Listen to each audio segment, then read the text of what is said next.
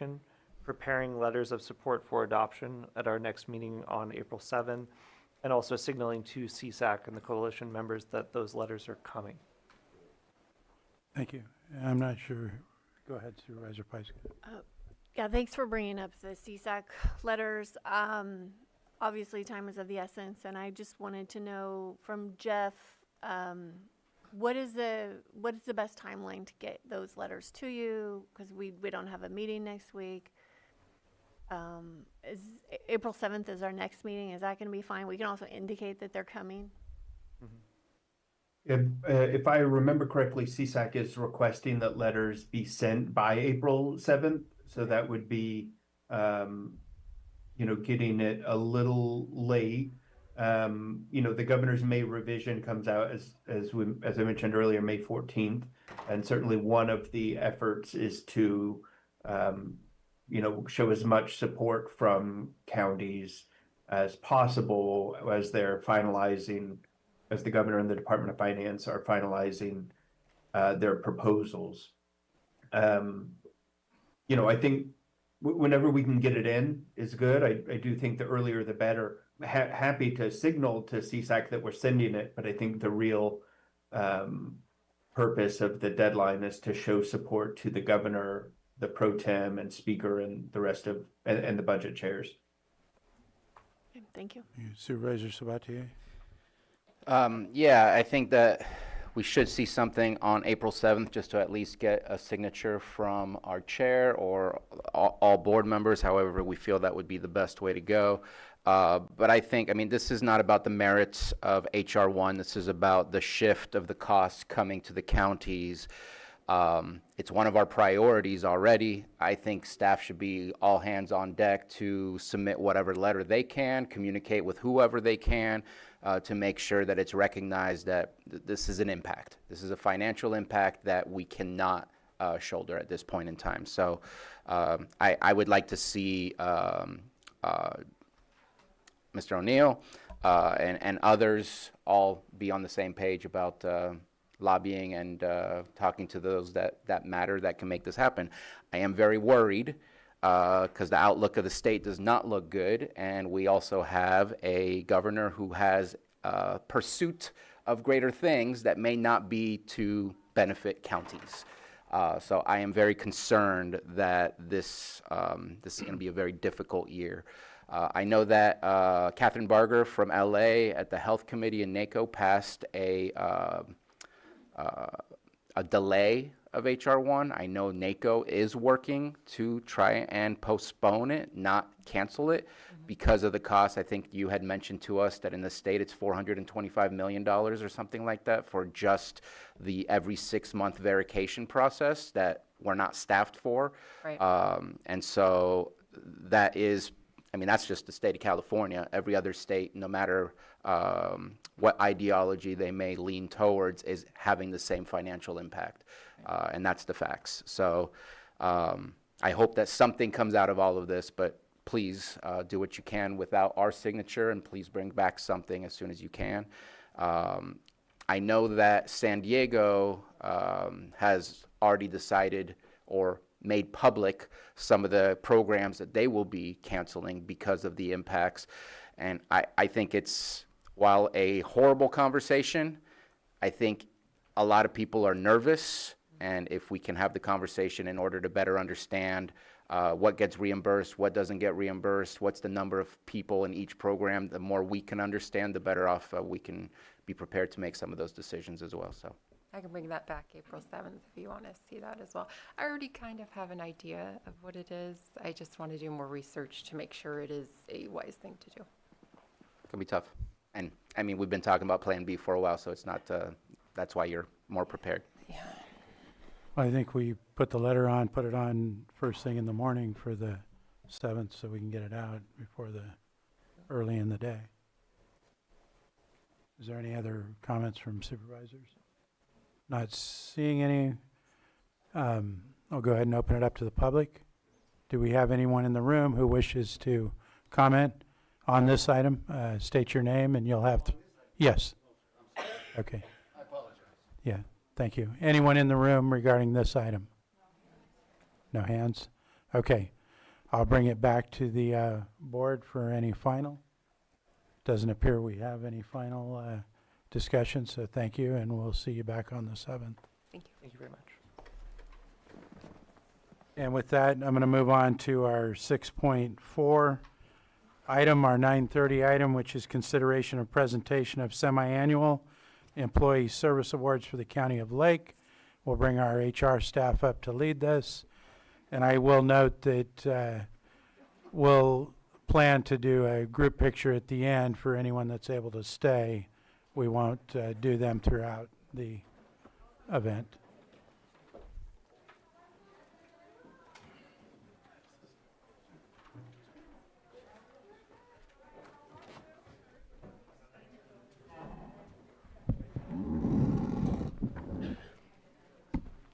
Good morning. Welcome to our March Service Awards.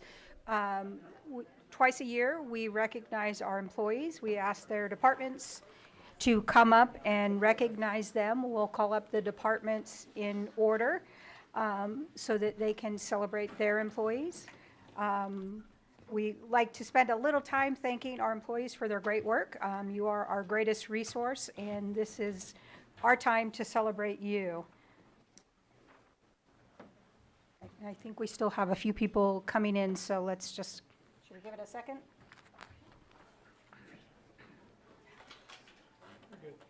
Okay. So the first up is Animal Care and Control.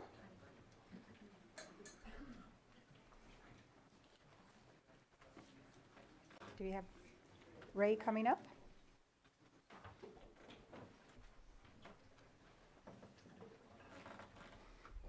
So here's your list here. I'm going to take this out because it makes it easier. Okay. So you're here. Good morning, Warren and fellow coworkers. My name is Ray Smith. I'm the Director of Animal Care and Control, and we are here today to recognize Sarah Schramm, who is our kennel coordinator. She has been with the shelter for 20 years, and we all really, really appreciate everything that Sarah does. She has been through everything with the shelter. She knows it inside and out. She's been an incredible resource to me coming in, so new. She comes in with a smile every day and make sure that things get done. So, we rely really heavily on Sarah and her expertise and everything that she does for us. So we just are really appreciative of your 20 years, and maybe we can get another 20 years out of you.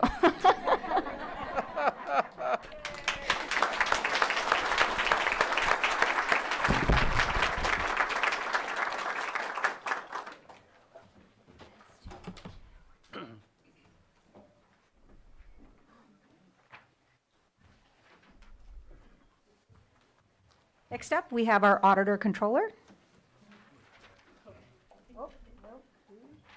Yes? We do. Genevieve?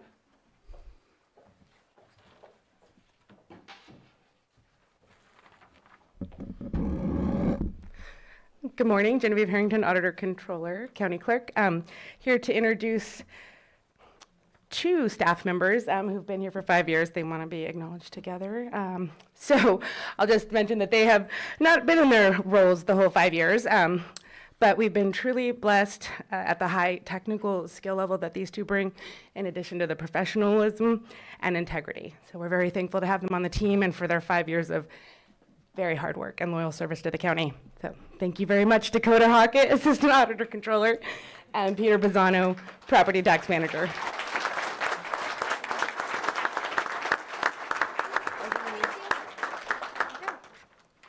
And you get a pen.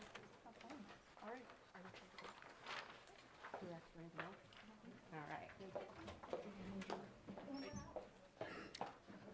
Okay, good morning. This is exciting.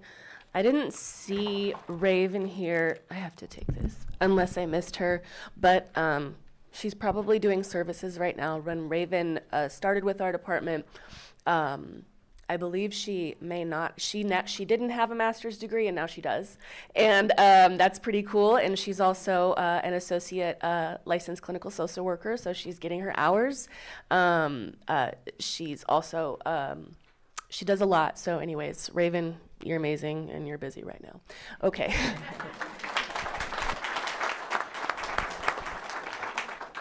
Okay. Matthew Smith. Is he here? No. He's also would prefer not to, like some of my other team members, but they are here. So Matthew survived a electronic health record transition, and he didn't die. So, and he's still here. So yay! Thank you, Matthew.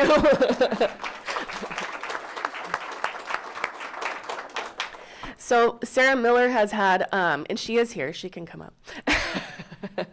She has had like two phases with our department. She was here years ago, and I didn't have the pleasure of knowing her then, but I know that she worked very closely with some colleagues of mine on the MHSA, the Mental Health Services Act. She was an analyst, I believe, for the MHSA. Now it's come a long ways. And now she writes contracts, which we love that. Thank you so much for doing. She sits in a cubicle and she writes contracts all day and she pushes them through, and she is diligent and she comes in with a positive attitude and she does her work, and it's a nice little vibe we have. So thank you, Sarah. Yes.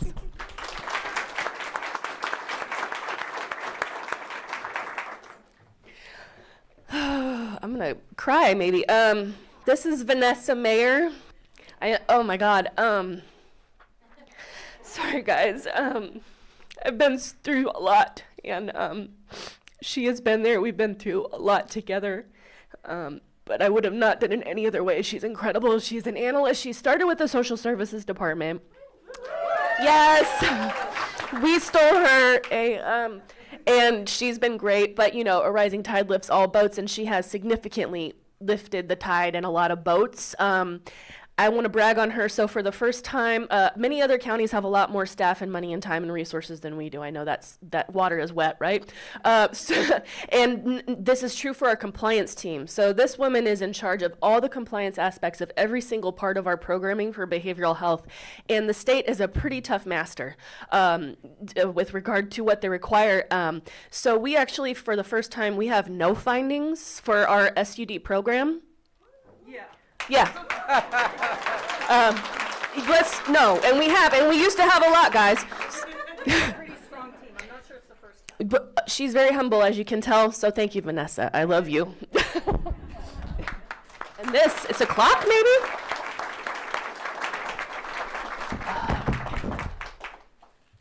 Next, we have community development.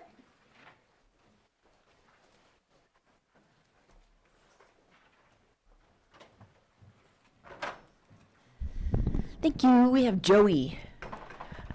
Norman Valdez, 5 years. Yay! Joey has not sat still for the 5 years that he's been with us. He's always learning. He's always growing. His position changes. It meets the expanding needs of the department. But if you ask his coworkers, what stands out about Joey is how he supports people, how he's there for people. And that's one of the cool things that we can't train in code enforcement, is to have that heart for our public and for the team. So it's a great honor, and thank you for sticking around for 5 years. Thank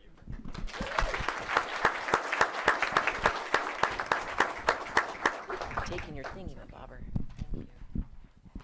Next, I'm going to have Jesse introduce the district attorney. Susan couldn't be here today. And just to give out a little bit of props, Jesse is the one that put this all together. Hi, Jessie Pruser, HR, and we're celebrating Suzanne Almeida. She accomplished 5 years. She already received her award. Thanks. All right, and then now we have Mitchell Seeley. He also is celebrating 5 years.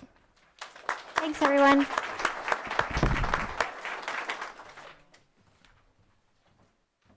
Health Services.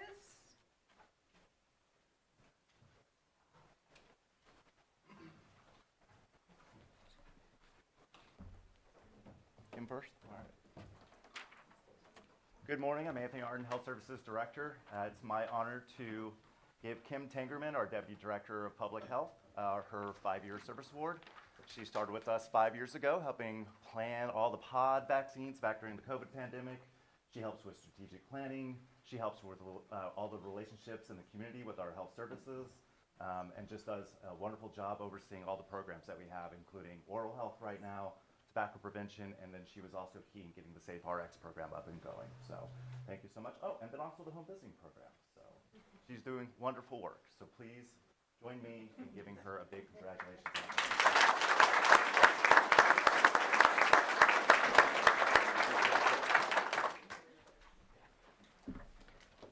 And next up, a big 20-year award. Unfortunately, she's not here. She's at a conference today. But Packaday Presidio, she's been serving with us as an environmental health inspector. So when you see her, thank her. When you go out to eat, all your food's safe at the restaurants. She also ensures that septic tanks aren't leaking into waterways. She helps with inspections at body art facilities. And she also does a great job helping train our staff as they are incoming and making sure that they become registered and licensed environmental health specialists in the county. So thank you. And oh, she's not here. Thank you, Packaday, but anyway.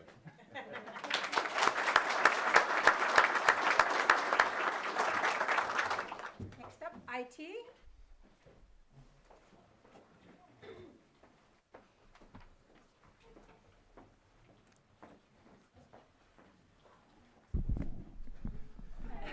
Morning. So Jake is somebody who I really appreciate because he's kind of one of those people that's on speed dial for a lot of you. By the way, don't do that. Call the help desk. But it's just really, I'm really grateful to have people on my team that you all enjoy working with, and I absolutely can emphatically say that about Jake. I think anybody that has worked with him or had Jake assist them knows he's just a pleasure to work with and does great work. So just really grateful to have you on our team, Jake, and stick around a while. So.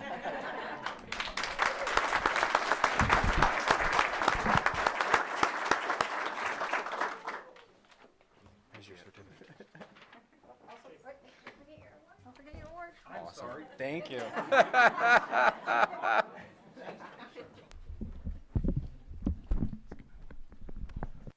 Hello, I'm Christopher Veach, County Librarian, and I have with me Emily Dunn, who's celebrating 5 years as the Branch Library Coordinator at the Upper Lake Library. Emily is celebrating 5 years, but she's been here much longer. She started at the Lakeport Library as an extra help, and she runs everything at the Upper Lake Library, from book groups to kids crafts, and she also does outreach. She visits the Upper Lake High School weekly to help them with their library and to help promote reading to the children and teens there. So Emily's a joy to work with, and I hope you can all visit her at the Upper Lake Library because it's a beautiful but small library that's really mighty and has a lot of resources. So thank you, Emily.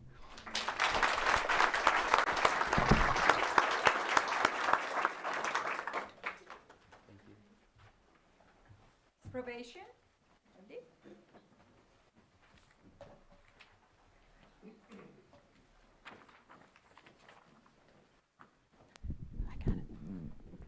Good morning. Our first honoree is Susanna Rico Susie. She is our school resource officer at Kelseyville. She is a bright light on the campus, helping keeping the campus safe and being a resource for kids to come to when they need help. She's at training today, but we will make sure she gets this.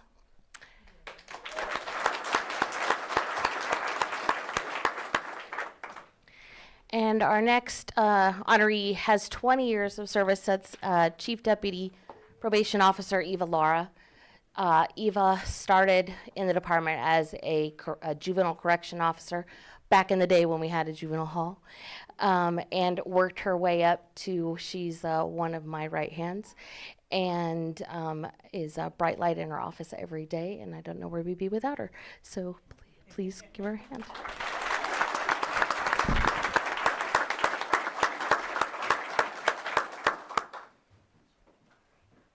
Public services.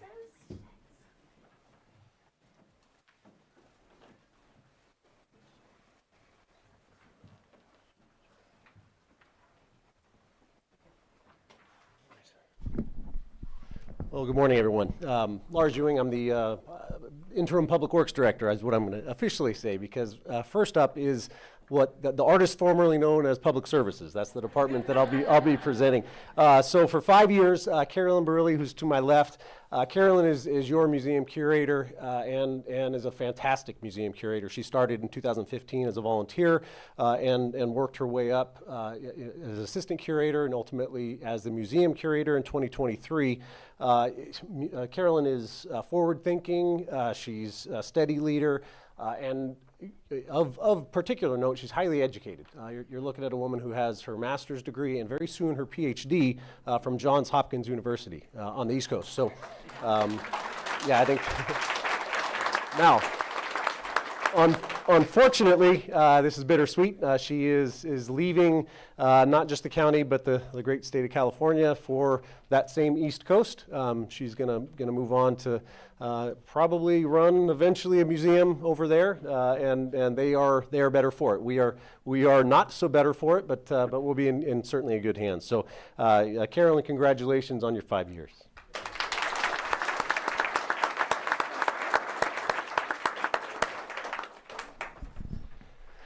Okay, next up, Brian Ailes, Facilities Maintenance Worker Senior. Brian has been with the department, we struggle with those words, but with Public Services for about a year. Prior to that, he was with Social Services. Yeah. In the time that he's been with Public Services, it's been made aware to me that he's an excellent worker, multifaceted, just happy to do whatever is assigned to him. So happy to have you on our team, Brian. Thank you.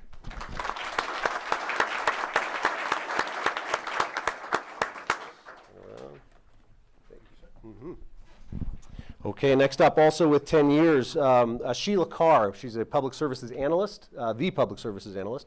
And Sheila and I started almost exactly the same time at Public Services back in 2016. I think I came on, maybe you'd been there for a few weeks. So also joining is Sheila's granddaughter and daughter. Yeah. So it has been my privilege to work with Sheila, and I hope to continue that privilege in the near future, in the far future. So Sheila, thank you very much.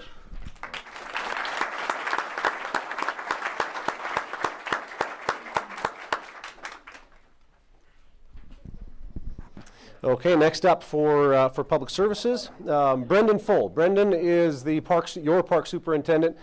He has 20 years of work with the county.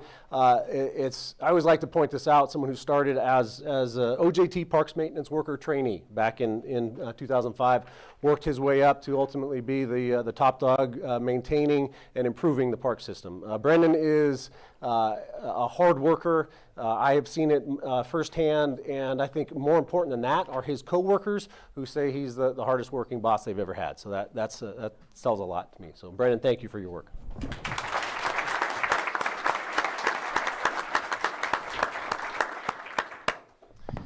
All right, now we will switch gears to Public Works.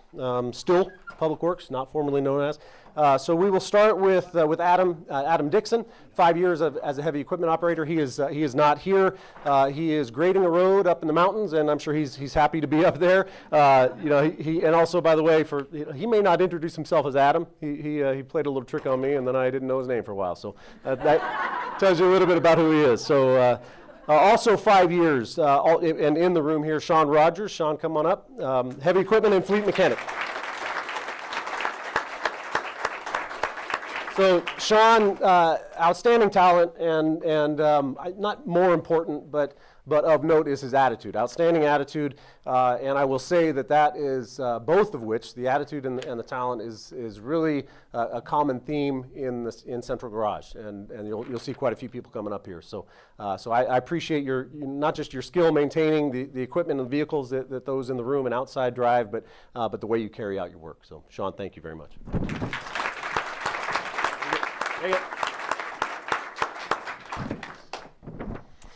Okay, also 5 years, and in the room, we have a heavy equipment operator that is in the room, Dustin Swartz. Dustin, I had the pleasure, over a decade ago of working with Dustin's dad, and if Dustin is anything like his dad, Lyle, some of you may remember Lyle Swartz, so we are a better county for having a Swartz on our team. So So Dustin, thank you very much.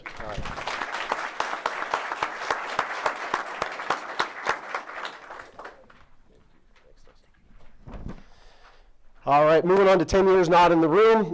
Daniel Coling, he's a heavy equipment operator too. He is not grading a road up in the mountain, but he's building a bridge. And again, he'd much rather be out there. I will point out, and I think I said this last time, but you know, on a beautiful spring day, it's it's easy to be up there in the mountains driving around and working on a bridge. But for your heavy equipment operators, for your road workers, facilities maintenance crews, parks maintenance, landfill, you know, the folks that are out in the field, it's days like this, but it's also days when it's 110, and it's days when it's windy and rainy and snowing, and that's just in the public works / public services departments. There are many others in the room here in the county that do that. So I think we need to keep that in mind.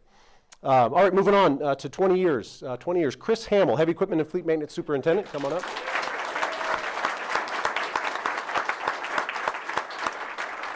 So Chris was hired as a mechanic back in 2006. In 2019, he was promoted to the fleet maintenance superintendent. I believe it says supervisor, but I think it's important to note he is a superintendent and has been in that role since 2019.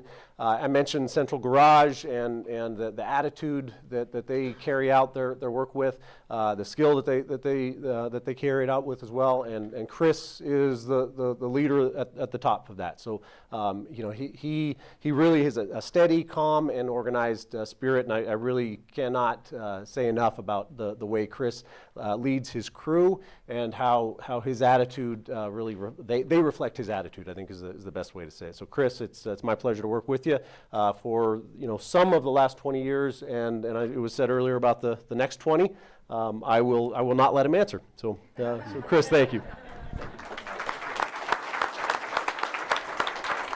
1995 Upper Lake High School graduate. I don't know who just said that. That was very. I did. We were both in the same class of Upper Lake High School, 95. All right, great. You say 95? Good year. Yeah. All right. We will move on now to also 20 years. Juan Nunez, right here. Juan Nunez, Public Works Worker Senior. So Juan,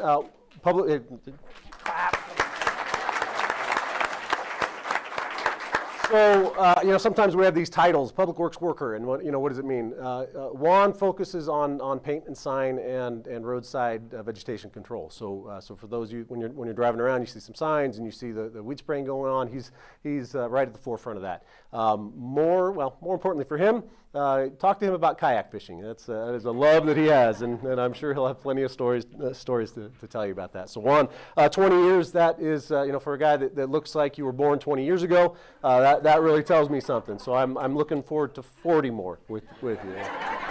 Thank you, Juan.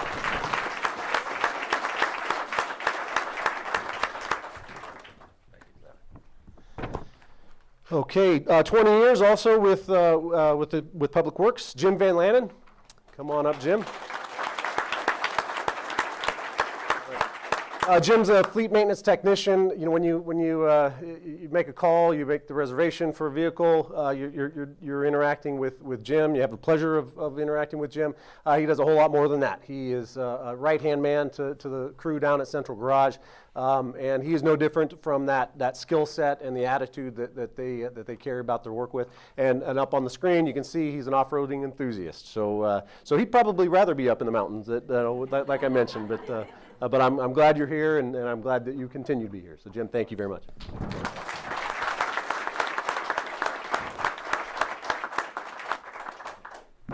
Okay, the last one for Public Works, and the last one for me, and unfortunately he is not here, and I knew that. Chris Prather has 30 years, and I'm not sure if there are others with 30, but Chris is building that same bridge, and again is happy to be there. Chris, I just will point out, started in 1995 actually in Central Garage as a mechanic assistant. Worked his way up progressively to be the area supervisor. We break the county up into 3 road areas, and he supervises one area, which is generally in the Kelseyville-Cobb area. 30 years really is an accomplishment. See the picture up there. His hair shows it, as does mine. But I'll have to tell Chris that retirement, I believe his words is in his near future. Regretfully so for me, but I'll certainly appreciate his work now, and we'll miss him. And if you haven't had a chance to talk to Chris, most importantly, hear his laugh. It'll stick with you. So meet Chris Prather, get him to laugh. Doesn't take much to get him to laugh, and you'll be better off for it. So Chris, thank you.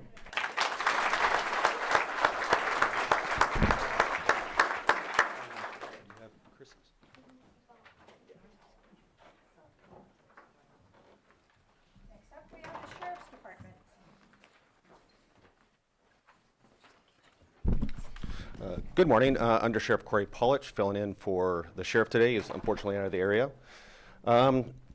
With our job, unfortunately, most people aren't here because they're working, sleeping, or enjoying a day off. So most of them are not here today. We'll start with our first one, which is Emily Mendelson, who is a Deputy Sheriff Corrections. Emily took a little break from us, worked a couple years, took a break, pursued some other options, and then decided she wanted to come back. We're greatly appreciative of that. Female officers in our facility are very important, and I used to be the jail commander, and I always called our female officers like gold. Finding them is very difficult, and once we get them, we want to keep them. So we appreciate her 5 years of service.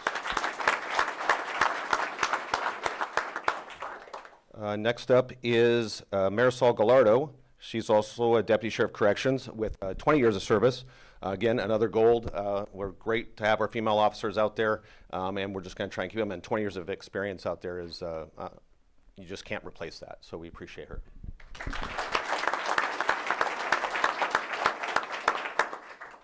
Last up from our jail facility, Captain Gavin Wells, our jail commander, 25 years of service.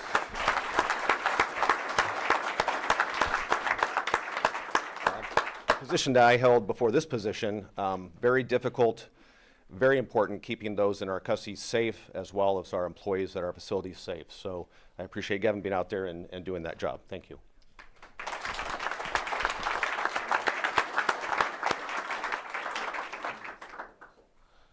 We're moving to our Central Dispatch, our Communications Division.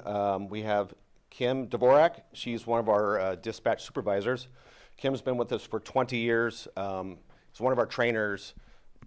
If you ask anyone, she runs our center. She is the person who knows everything about it. She's been here 20 years, invaluable experience, and another person who doesn't like to be in the public light, never wants to be recognized, but she's won our dispatch of the year several times, just irreplaceable. So we thank Kim.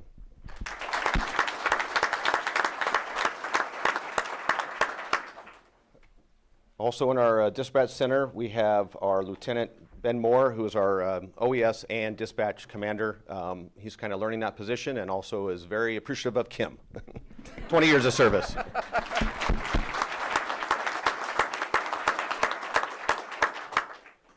So moving to our sheriff corner, which is basically like our patrol side that most people are familiar with. We have Sergeant Wesley Bestgrove. He's been with the Sheriff's Office 10 years. Is very active, one of our firearms instructors, SWAT guys. Definitely going to be seeing him through the years, and we appreciate him being with us.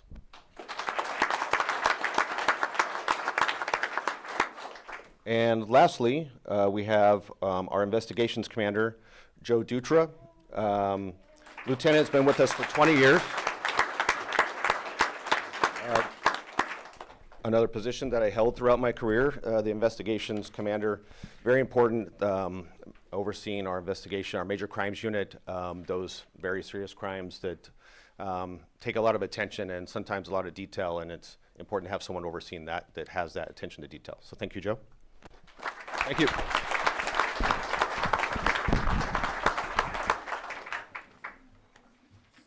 Social Services is next.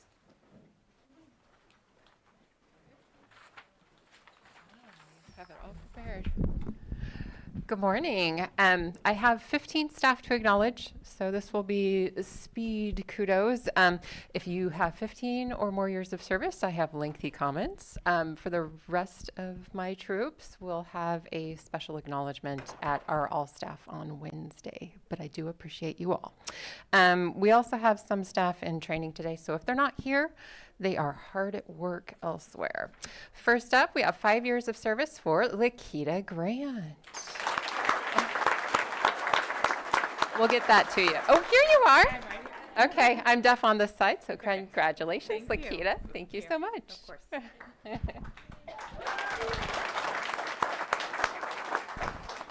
We have Michael Green, 5 years of service. Thank you so much, Michael, for your dedicated service. I lost your pen. You have to take that over. And you may be familiar with Michael.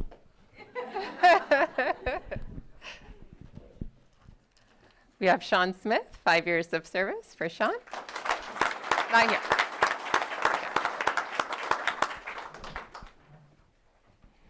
Next, we have Casey Blue. She's also with Child Welfare, so I think she's in that training. Casey Blue, congratulations to you.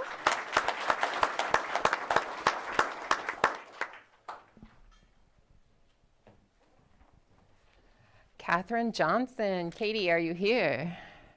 Nope. Okay. 10 years of service for her, and we'll get this to her.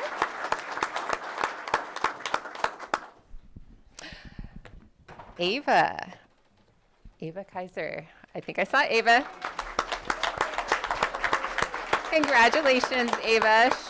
She's always so positive. I'm happy to see her. Jennifer Law. Congratulations, Jennifer. I keep forgetting that we have our own photographer, so turn and smile. Thank you. Amber Linder. Is Amber here? Okay, Amber has 10 years of service. She is part of Child Welfare. She's also in that.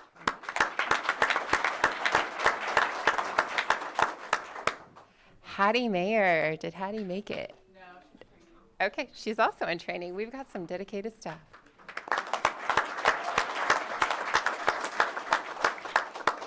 Shalisa Miller with 10 years of service. Shalisa is also in Child Welfare. She's at that training.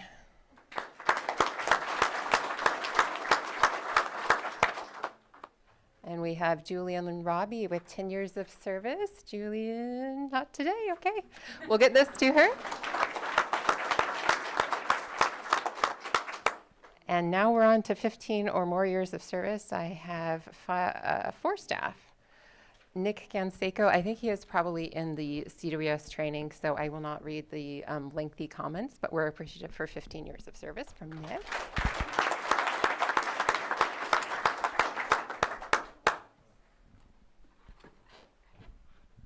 And now I have James Grogg. Come on up here, Jim.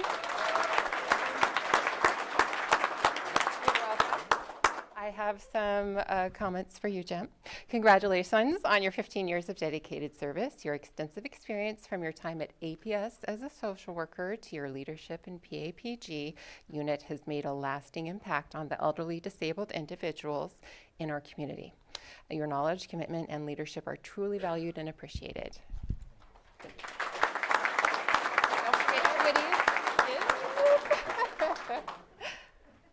All right, Barbara Cole. Woo! 20 years. It does not feel like 2005 was 20 years ago. I remember when Barbara was hired, we worked together for a very long time. I have some nice comments for you too. So you joined in 2005. You lead your team with same kindness, patience, and down-to-earth attitude you have for those customers we serve. You're professional. You know the rules inside and out. We're incredibly lucky to have you, and we're so grateful for the many years you've dedicated to our department. You make our team better just by being part of it. Oh, thank you, Barb. Congratulations.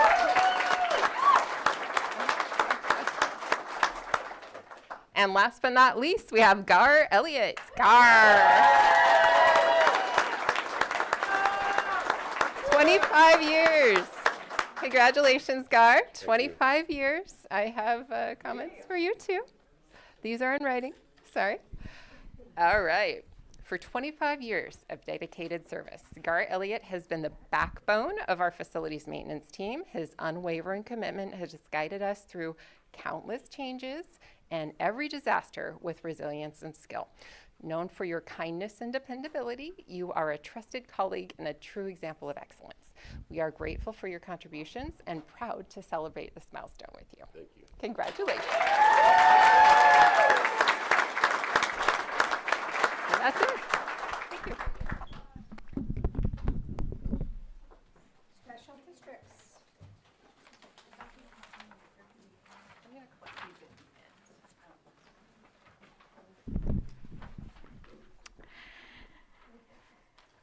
Good morning. I'm Robin Boray, the Special District Administrator. Today we have Chris Becker here. He is our area superintendent, celebrating 5 years with the county.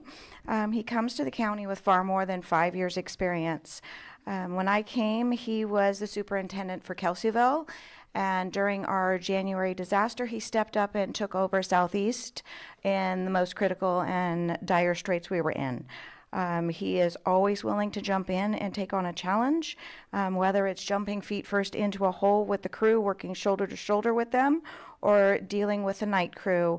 When we shut off the spill on Tuesday night, by the time we arrived Wednesday morning, Chris had cleaned up the entire lake and we were down to just some small puddles.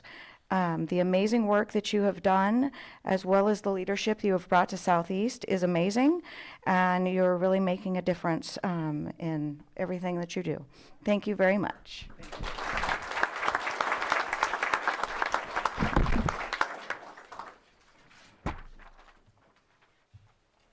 Water Resources.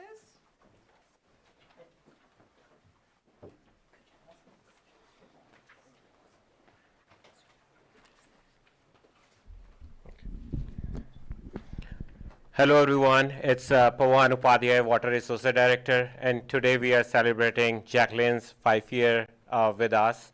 I would say she's like a wonderful person to work with, and I think most of our staff enjoys working with her, and she is central to our operation. And I really appreciate how you address all the questions the staff might have, and I don't know how we will handle it without you. Yeah, thank you.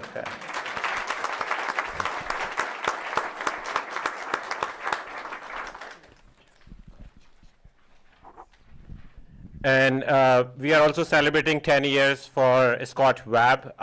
He has actually retired last month, so he's probably enjoying at this time. But he has been pretty good with our lake bed management program. And we had a pretty smooth transition, when he moved out, we were able to hire somebody. So we really appreciate all his smooth transition and everything. Yeah, thank you.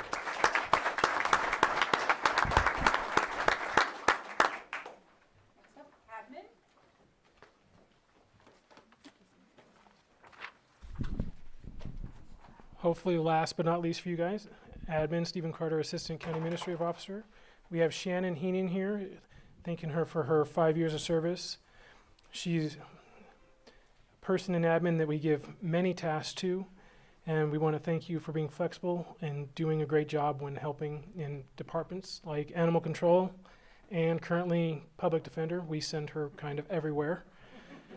And we appreciate you and grateful that you are a strong part of our team.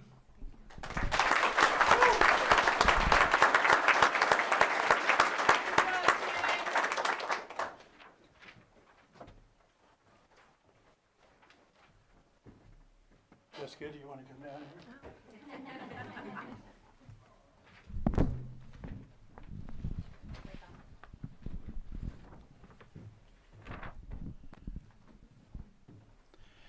So it's a pleasure to recognize Jessica Peiska today for her 5 years of service to Lake County.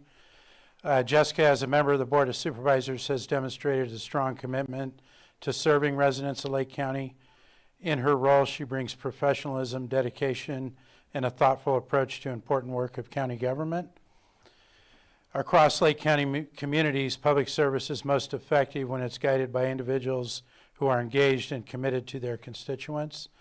And Jessica exemplifies this in her ongoing work. Reaching this milestone is a meaningful achievement and reflects your dedication to the people of Lake County as a whole. Thank you for your service, your leadership, and your continued commitment to the community. We appreciate what you do.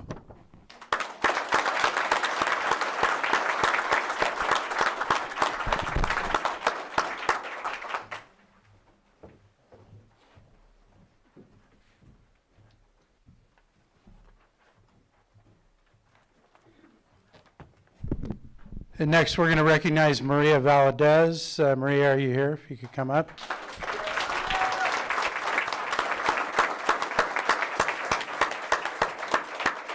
And Maria has 30 years of service with Lake County. Today, Today, we are proud to recognize Maria Valdez, a truly dedicated public servant whose 30 years of service reflects both commitment and growth within Lake County. Starting as an extra help account clerk in the Auditor Controller's office, Maria quickly demonstrated a strong work ethic and attention to detail.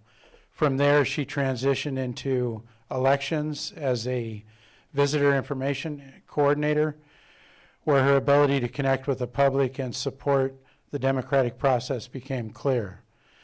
Through years of hard work, professionalism, and dedication to serving our community, Maria has risen to the important role of our registrar of voters. In this position, she plays a vital role in ensuring fair, accurate, and accessible elections for the residents of Lake County. Please join us in celebrating Maria's outstanding service, career professionalism, and continued commitment to excellence. Congratulations on this well-deserved recognition, and thank you for your many years of service to Lake County.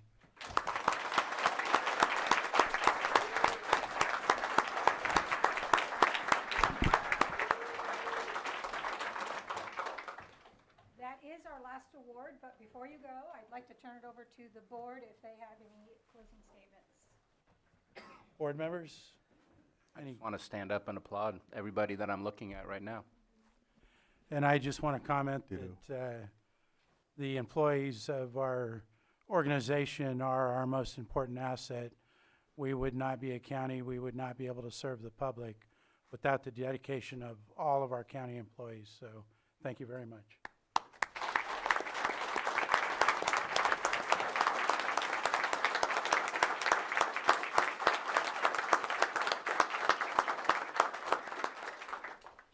Do we have any public comment on this item? Not seeing any? Then I think we're going to do a group picture if we can. You're invited up here, Trevor. Make it happen? This is the best view.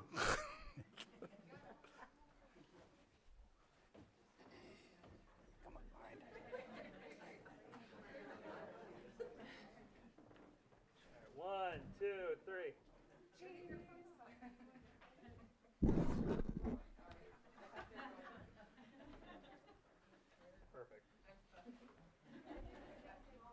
Thank you. And with that, I'm going to go ahead and take our morning break.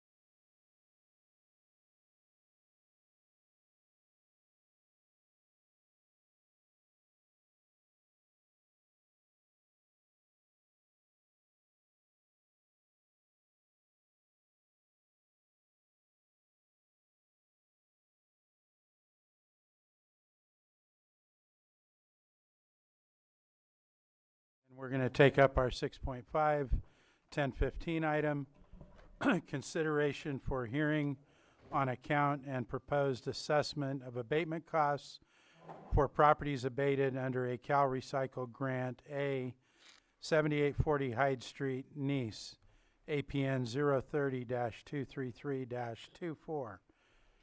Property owner Margaret and Rodney Bomer, TTE, B 2560 Fall Street in Nice, APN 030-07106. Property owner Charles Catalina, C 7769 Main Street, Nice, APN 030-174-26. Property owner William and Paula Pearson, D 7756 Main Street, Nice, APN 030-173-18. Property owner Emily and Pilot Smith, E 7762 Main Street in Nice, APN 030-173-08.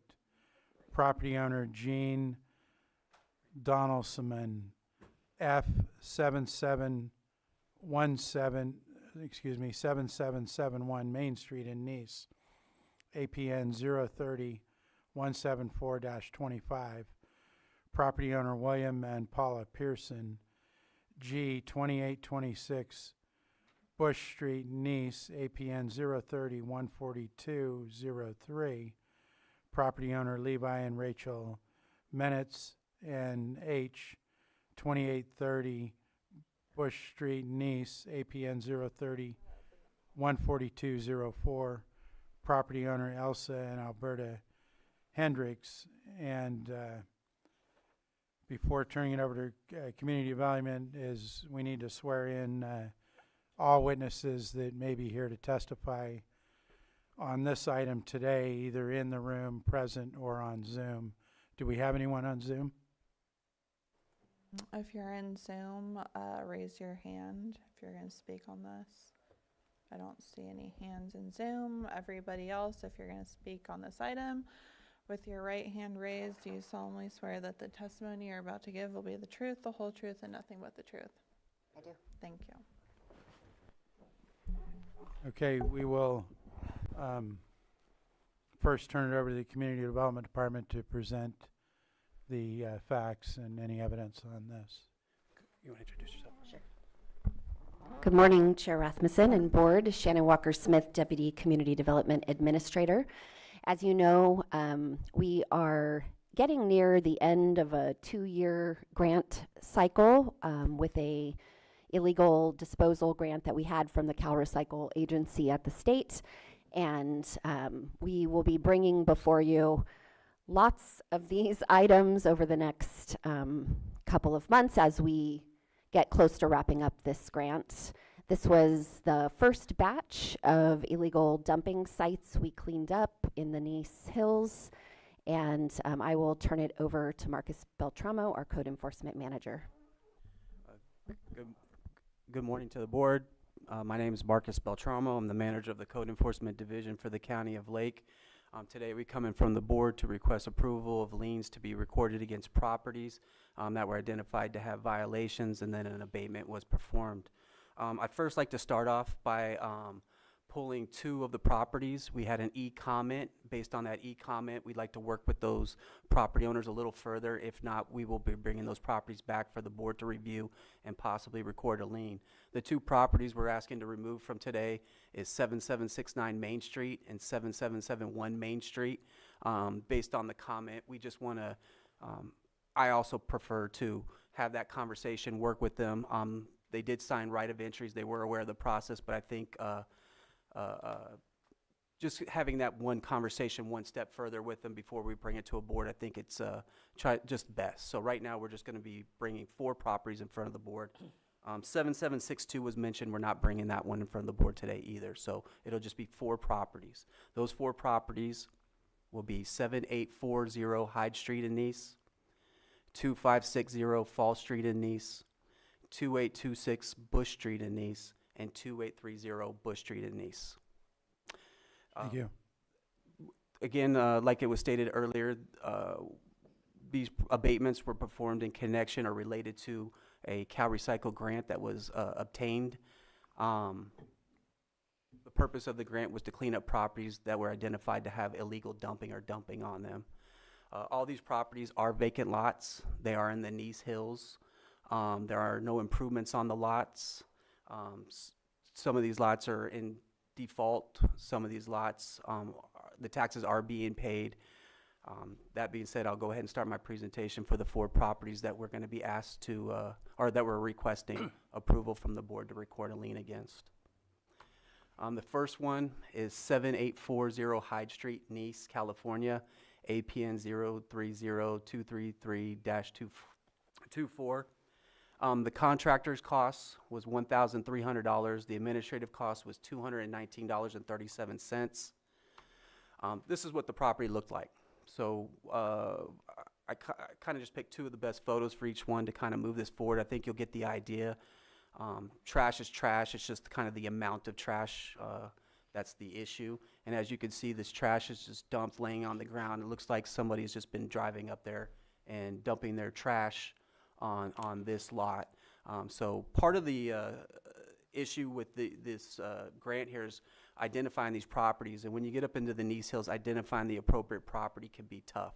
So we had to take extra care, use Garmin and other GPS coordination to identify the proper parcel up there. So 7840 Hyde Street, these are the photos that we saw. As you can see, it's a big pile of trash just dumped on a vacant lot with no improvements.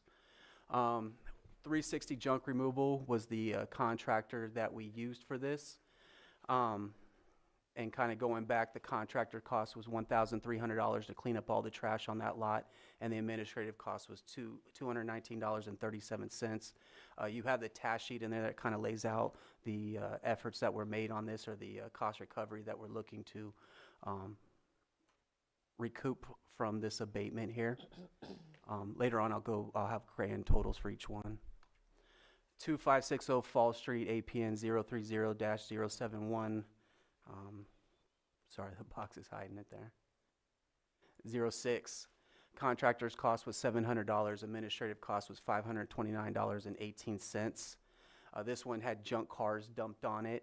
So basically, we just towed the cars away and any miscellaneous trash that was surrounding the vehicles here.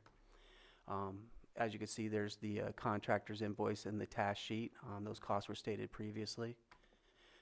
7769 Main Street. Actually, this is one that we pulled. 7771 Main Street is one that we pulled. These may be coming back before the board, but at this time we're not going to present. 2826 Bush Street in Nice, APN 030-142-03. The contractor's cost was $500. The administrative cost was $219.37. And that's what this one looked like. As you can see, trash strewn all over the place, up and down the road. There's a lot of these places in the Nice Hills where they're just dump sites, and people will go up there and just randomly dump, as you can see, as these photos properly reflect. There's the invoice and the task sheet. 2830 Bush Street. This property is just right next door to the previous property. The contractor's cost was $1,500. The administrative cost was $532.39. And that's what this one looked like. So the trash was so much that it was going over 2 parcels there. And I believe there was a vehicle or a kind of one of those RV pop-up trailers that they pulled back that was abandoned up there as well. That being said, staff recommends the board approve the following liens in the amount and direct staff to record a lien against the property. Lake County record against the property with the Lake County Recorder's Office. After recordation, the lien shall be delivered to the county auditor. Should earn an amount of lien on the assessment roll as a special assessment. We'll do that when the direct charges hearings are had. So for 7840 Hyde Street, we're asking to record amount of $1,519.37. For 2560 Fall Street, we're asking to record a lien in the amount of $1,229.18. For 2826 Bush Street, we're asking to record a lien in the amount of $719.37. And for Bush Street, we're asking to record an amount of $32.39. And that's the end of my presentation. Oh, and this was part of a Cal Recycle grant. So after each abatement that was completed, we did post Cal Recycle grants Cal Recycle signs as part of the grant to let everybody know that this was done through a Cal Recycle program.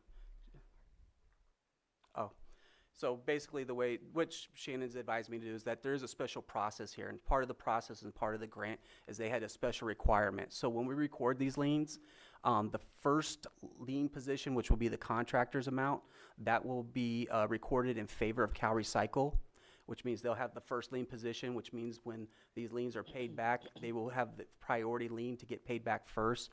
The county will be in second position on these liens, and then we'll get our recovery costs.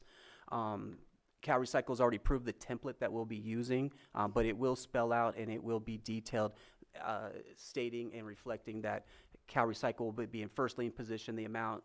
County of Lake Code Enforcement and Community Development Department will be in second position, and the amount, and the lien will clearly state that, so future people will understand where those monies are supposed to go. That being said, that concludes my presentation. Okay, anything else from community development? Not this time. Do we have any, go ahead, Supervisor, with a Yeah, I just have certain questions. It's not a big one, but it's just something that I guess it's confusing to me. I'm looking at your billed hourly rates that are on top of your task sheet. It says code technician, 4105, officer, 4738, supervisor, 5388. I don't see any of these task sheets with any officer rates. They're all supervisor rates. I'm just wondering. The individual who did this was our code, well, now he's a coordinator, was a supervisor. It was Norman Valdez. So he is a supervisor, so it's done at the supervisor rate. Okay. I guess I was confused because I thought we had the most officers ever at this moment in time. All of our program coordinators have a full caseload, so they're officers plus. Okay. I guess it makes sense for certain things to be the supervisor, but it makes more sense to me so that we're economical in what we're asking people to pay. And again, I don't want to get in the weeds on how to do your part, on how to organize your team, but it just seemed awkward to me that there's zero on any of these, and including the ones you pulled of officer time that was put into it. Supervisor Crandall. Yes, just, I seen there was a public comment, yeah, I'm sure you were able to see that as well, and then just to expound upon that, I know that there's an amount of different seniors that have concerns about their abatements and whatnot, and I've got feedback to some of them. Is there an approach that you all might be taking when it comes to folks that are like over 80? So we are very compassionate as a code enforcement unit. When we identify issues involving elderly or seniors or those with disabilities or minors are involved, that kind of sends a signal, and the officers are trained and they are taught, and part of their procedures is that when they spot and identify these issues, they're immediately to inform the manager, and at that time we're supposed to assess the situation and determine what the proper route is. So when it comes to seniors, we reach out to APS, we give APS the fact pattern, let them see if they have any ability to assist in the situation. They do an initial assessment. We understand a lot of our properties involve seniors, and we understand they're on tight budgets, and we also understand it's very tough when you get into those ages to maintain your property. So we do try to work with them the best we can. We do try to get APS. APS has been great lately in their involvement in being able to provide services, and in some case repairs to some of these homes. You'll see those in future lien hearings. But we do try to do what we can. We don't try to rush into anything. We try to fully understand the situation. Once in a while, we do try to reach out to NCO. They do have a program there that will do repairs. Haven't been as successful as we have been with APS. APS has stepped up immensely and been a great assistance in a lot of these situations. But we do the best we can, and we do try to be sensitive to elderly individuals. There are certain cases that a lot of the successes we have with the seniors or the elderly community, they don't come in front of the board. You don't see those.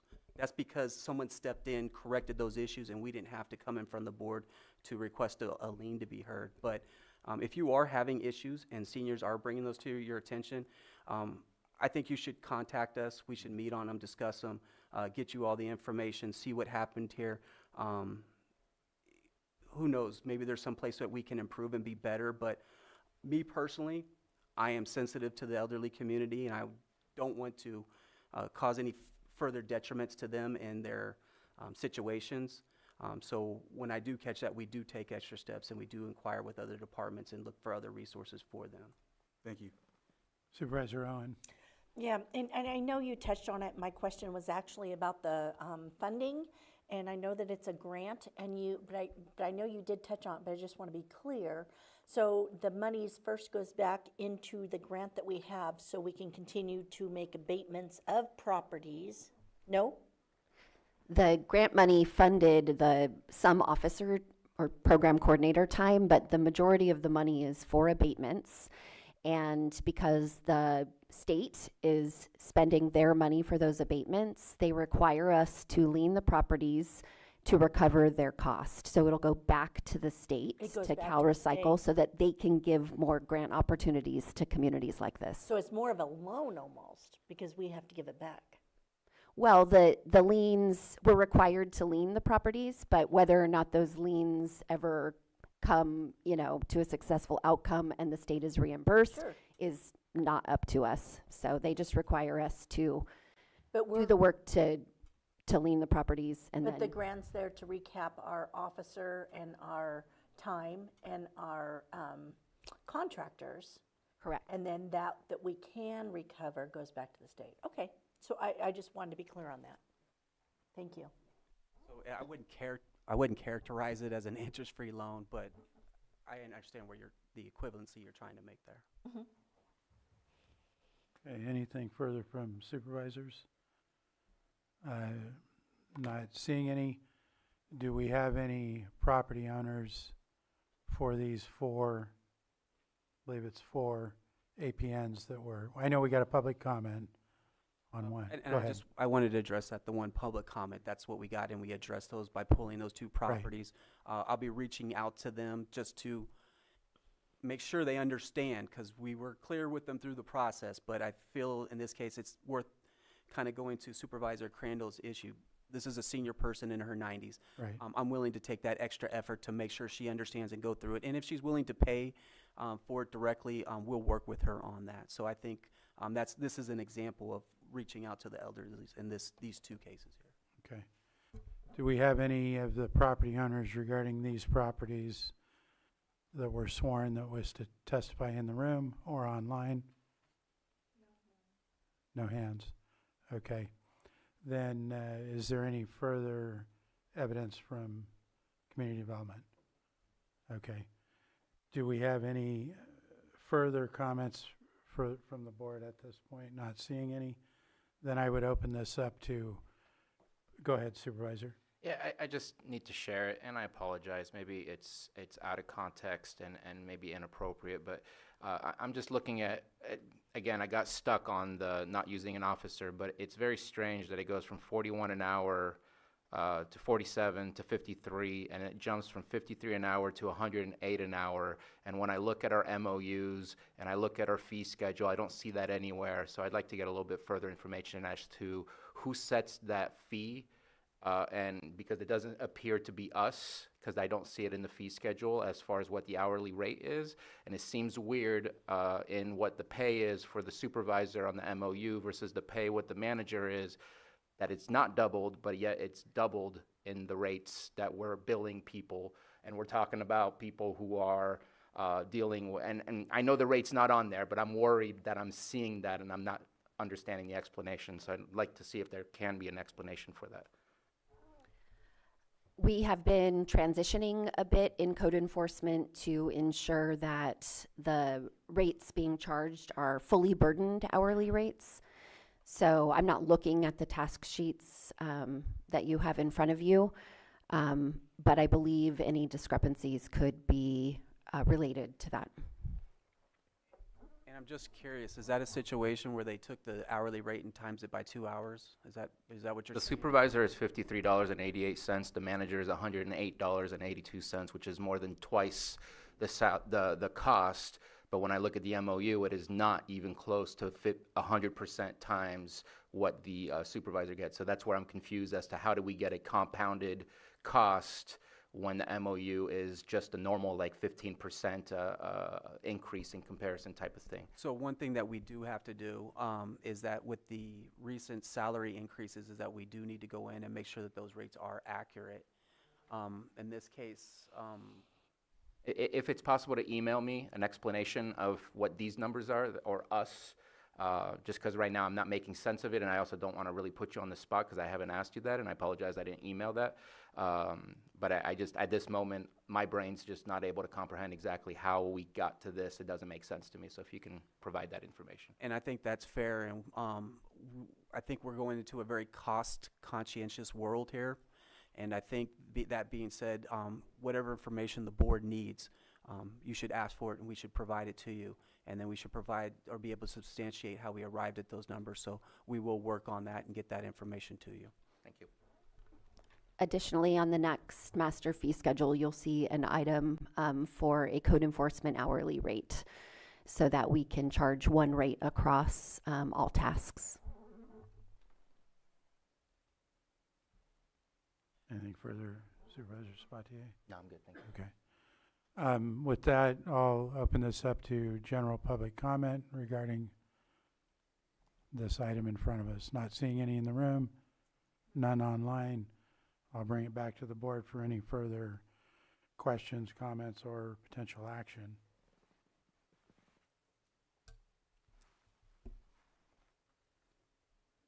Go ahead. Thank you, Mr. Chair. So just for clarification to staff, to community development staff, because one of the previous versions, I believe, of the board memo cited in its subject heading the 7762 Main Street in Nice, California, APN 030-173-08 property. I believe that's not in the current version of the memo now, but just to clarify and confirm that that's also excluded from this hearing, correct? I believe I made a comment on Yes. that earlier and included that. I'm sorry. I believe I made a comment about 7762 earlier and included that that's one property that will not, that we're not bringing in front of the board here today. Okay. If there's any further advice, obviously we'll follow that advice. Yeah, the board heard that 7769, 7771, 7762 were requested to be taken out of today's consideration. Okay. Thank you, Mr. Chair. And when your board is ready, I'm prepared to deliver the proposed. We are ready. Okay. So the motion would be to approve and confirm the assessment of the following lien amounts on the following correspondent address, and direct staff to record a lien against the property with the Lake County Recorder's Office. After recordation, the lien shall be delivered to the county auditor, who shall enter the amount of the lien on the assessment roll as special assessments for the following properties. That would be these four parcels here. That would be 7840 Hyde Street in Nice, APN 030-233-24 in the amount of $1,519.37. 2560 Fall Street in Nice, APN 030-071-06 in the amount of $1,229.18. 2826 Bush Street in Nice, APN 030-142-03 in the amount of $719.37. And 2830 Bush Street in Nice, APN 030-142-04 in the amount of $2,032.39. So moved. Second. I have a motion and a second. All in favor? Aye. Aye. Opposed? That motion carries 5-0. And I believe, go ahead. Thank you. Okay. We are concluded on this item. Thank We you. will next move to our 6.6 item, 1030 item, which is a hearing. Consideration of request for hearing before the Board of Supervisors for 4258 Lakeshore Boulevard, Lakeport, APN 029-151-28, and 4270 Lakeshore Boulevard, Lakeport, APN 029-151-37, with the requester being Steve Radislaw. And first, we will again need to swear in witnesses. I'm seeing your counsel stepped out of the room. Okay. Okay, I believe we need to wait for his counsel. Or Lloyd, do you have any further on that? Yes, thank you, Mr. Chair. So your board may trail this matter to wait for counsel at this point, even prior to the swearing in of the Okay. witnesses. And we'll trail this matter briefly. CAO, do you have a suggestion on something we can, one of the consents? How about 5.2.3? 5.3.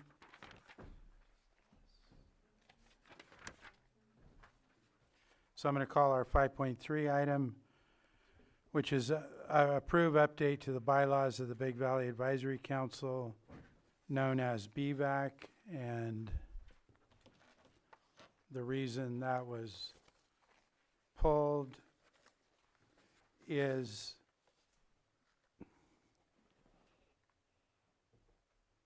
to clarify for the board that the update for this bylaw is located in Article 4, Section 4 of the bylaws, and not the Section 4, Article 1, as stated in the memo that was included in the package.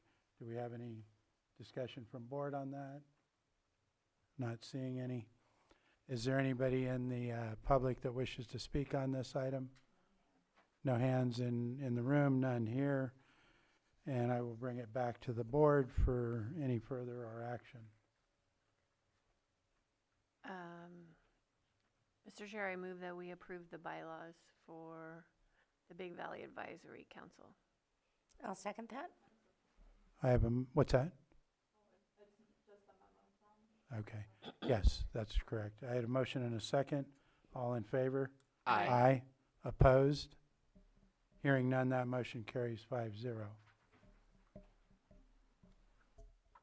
Any further suggestions, CAO? Yes, 5.2. 5.5, excuse me. Okay. 5.5 we'll take up. This was to authorize probation department to apply for Prop 64 cohort 4 funding and designate the chief probation officer as the authorized individual to sign the grant application and enter into the grant agreement on behalf of Lake County. And do we have our probation officer? She's in Zoom.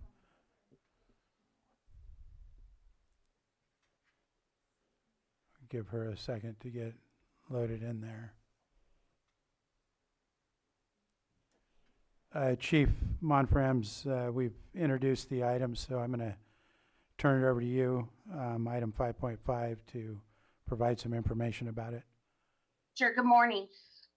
Thank you. The Board of State and Community Corrections released an RFP for Prop 64 funds on February 13th.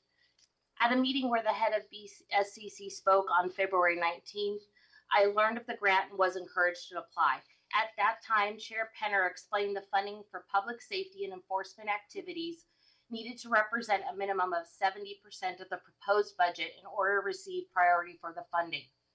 The next week, I reached out to a variety of department heads in the county to inquire if anyone else was contemplating this funding, because I was aware that all of the county funding requests had to be made as a single request with one department as the lead agency.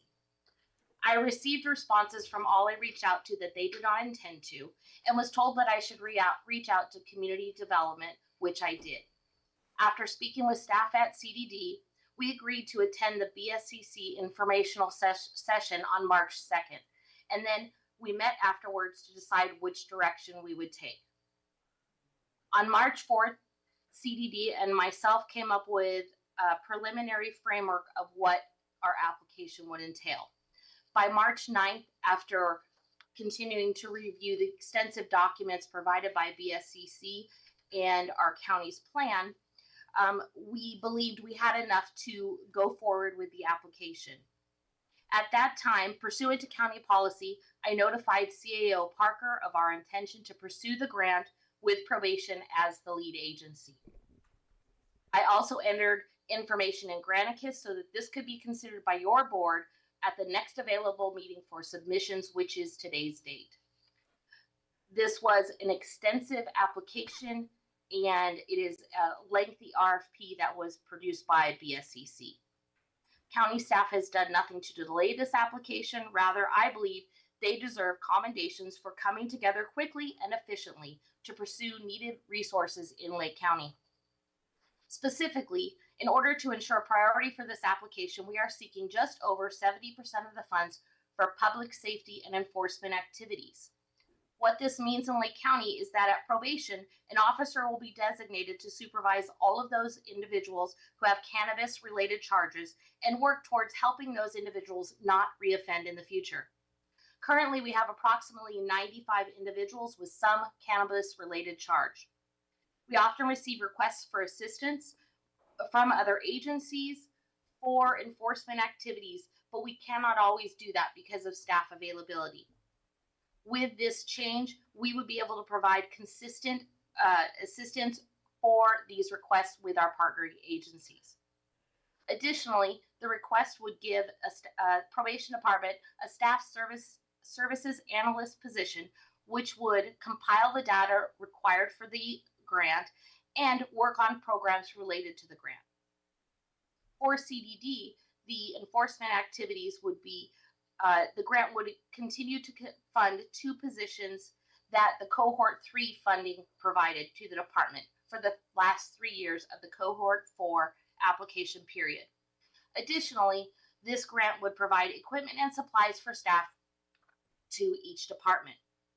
In addition to these activities, our department is applying for about 30% of the funding request for youth prevention activities in Lake County. Probation is a substantial provider of evidence-based programming and services for youth at the county. One of these programs is our Family Wrap program. Families that benefited from this program spoke to your board last July during Probation Services Week and talked about the remarkable changes that have been made in their family because of this program. This program was created by our department more than 7 years ago, and our data continues to show that it works. It provides youth with a chance to change the direction away from the justice system early on, and as a result, probation's juvenile caseloads have decreased dramatically. Now, juvenile probation officers can spend time intensively supervising those with the highest needs and giving those youth a greater opportunity to avoid the criminal justice system as an adult. Additionally, probation is seeking funding from the grant for the Science of the Positive program from the Montana Institute. This program uses evidence to change community norms to positive. As a result of the program, other communities have seen a decrease in youth alcohol and drug use and justice involvement. We are supposed to learn if we receive the grant, should we get to apply, and in the end of June of 2026, which the funding would start July 1st. And at that time, we will bring it back to your board for approval and consideration of the contract from BSCC. I'm happy to discuss any particulars of the application and ask that you approve our request to apply for this grant. Thank you, Supervisor Sabatier. Yeah, I'll try to make my words be correct. It's unfortunate the amount of scrutiny that a department is getting when something like this should just already be gone out the door. I would like us to review a process where I feel we're a hindrance to simply obtaining other people's money, which are grants that are made available to the state. If you're getting a brand new grant, maybe that needs to come to the board so we can look at it. But if this is not the first time we've received this grant, we've seen some good work from this grant, and I feel at times we create barriers or unnecessary steps of having the control mechanisms at this board to say yes to obtaining free money when we know that we are desperate to obtain free money. We provide guidance and goals and direction for the entire county and for our departments. And I feel this is getting into the weeds from time to time. And I would like to see this process simplified, unless it's necessary to have a resolution, because some grants do require that. But this does not appear to be the case. And I know that we are seeing good work. Probation is doing immense work in our community. And I just think this is one of those situations where I have to speak up and say, I think this is overreach from our board. And I'd like to find out a way to still get a report on what grants we're obtaining and the work that is being done from them. That is important to be transparent about that. But to ask us permission to get free money to continue the work that we're doing just sometimes feels a little extenuating. So yes, I will be approving this today. Thank you. Not seeing any other supervisor comments, I'll go ahead and open it up to the public. We'll start in the room.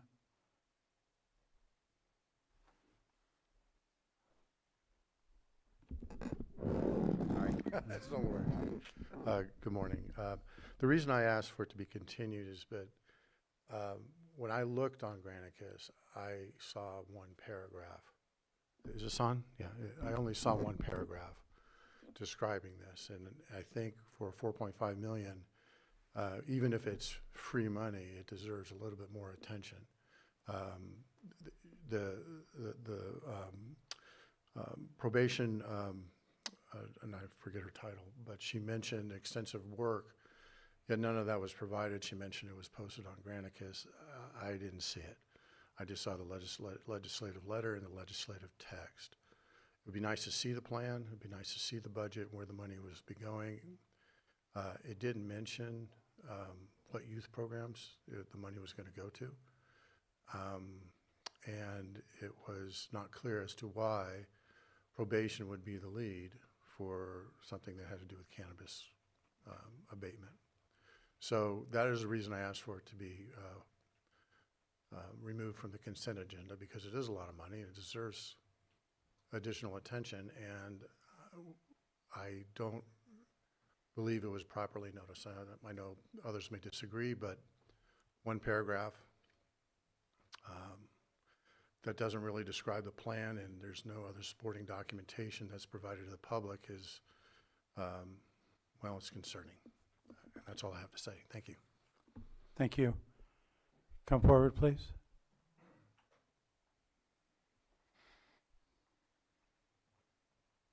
Hi, Lisa again.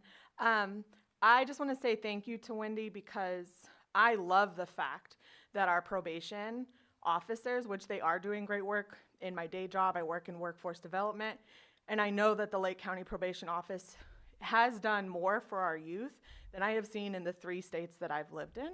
So I just want to say I commend the outreach that we're doing. What I would ask is, I agree, Supervisor, that we could have a process that makes it easier, because it's like we're approving to ask for money. That's funny. What I would ask in that is, could we ensure that there's a public input part of that process, because the work is fantastic. I've gone to a couple different events that they've put on, and our youth are in desperate need of things like this. And I also know that there are people in the community. At Supervisor Crandall's December meeting, we had talked about this exactly, about the youth needing something to do, and so I would ask, can those folks, I'm thinking, the North Shore Youth Club, can they be a part of the process to talk about how we're going to use that funding? And then the second thing is, when we're looking at how the funding, because I'm going to claim it, we're going to get it, and it's going to be great. Can we talk about targeted areas of where are there high populations of youth that need this kind of support, and can we ensure that we're prioritizing those areas to try and mitigate some of the frustration? I think, Nice, we heard that there were 12-year-olds robbing people. 12-year-olds robbing people probably need something else to do than rob people. So if we could find something like that, just wanted to commend you. I don't know if you remember me, but you do great work, and I think that this is absolutely the kind of thing our department should be doing. Thank you. Thank you. Anyone else in the room?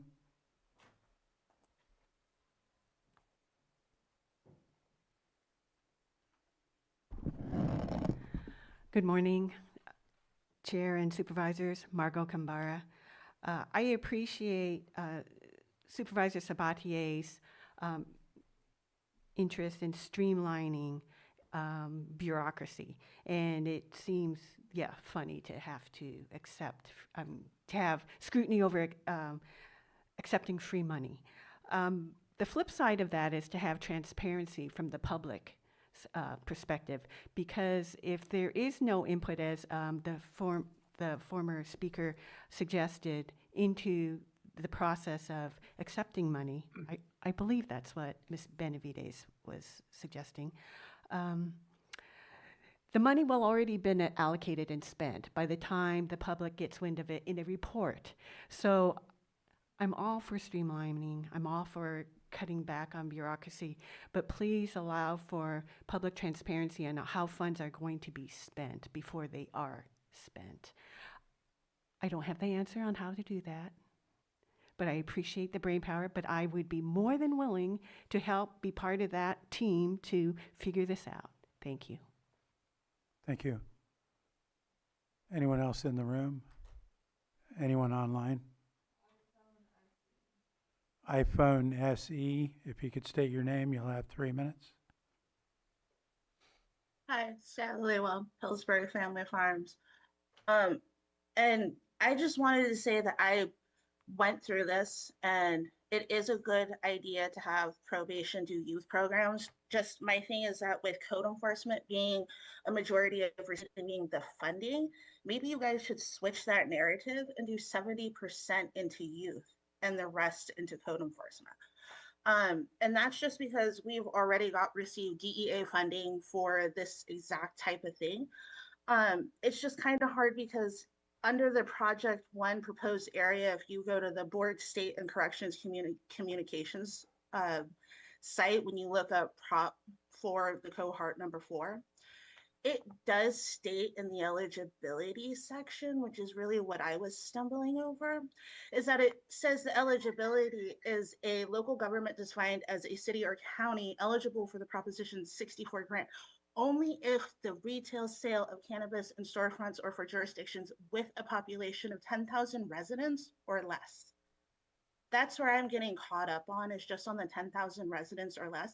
I could see that being eligible for like certain towns and certain areas, but for the probation to be the lead on that as it stands. It also raises the question that under their enforcement, is it probation going to be doing cannabis inspections, compliance checks? Are they going to be doing the surveillance and the investigation by probation? Is probation going to be doing the controlled buys as required?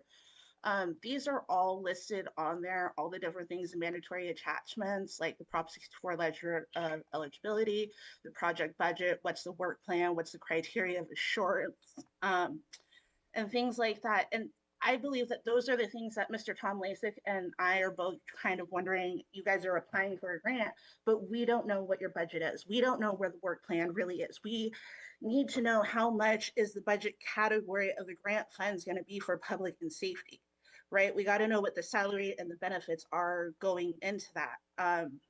It's just a lot of things are misconstrued. They don't seem fairly accurate. But again, this is a great budget. It really is. We just need to maybe flip the numbers, 70% to youth and the rest to code enforcement. That's where I stand. Thank you. Thank you.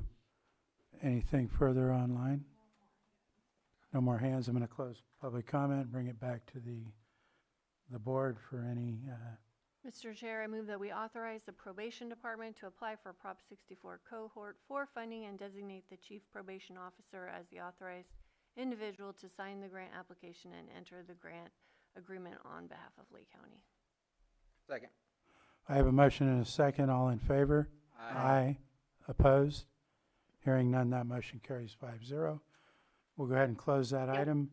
And I'm going to come back to our trailing item, which I read off. That was the 6.6.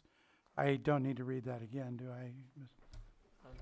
Thank you, Mr. Chair. The suggestion here would be to read it again in the event. So I'll go ahead and read out 6.6, our 10:30 item, which is a hearing. Consideration of requests for hearing before the Board of Supervisors for 4258 Lakeshore Boulevard, Lakeport, APN 029-151-28, and 4270 Lakeshore Boulevard, Lakeport, APN -029-151-37, with the requester being Steve Radislaw. The first thing we need to do is anyone here who is going to be providing testimony, either in the room or online, will need to raise their hand and be sworn. If you're on Zoom, raise your hand in Zoom. Seeing none, everybody else with your right hand raised, do you solemnly swear that the testimony you're about to give will be the truth, the whole truth, and nothing but the truth? Thank you. Thank you.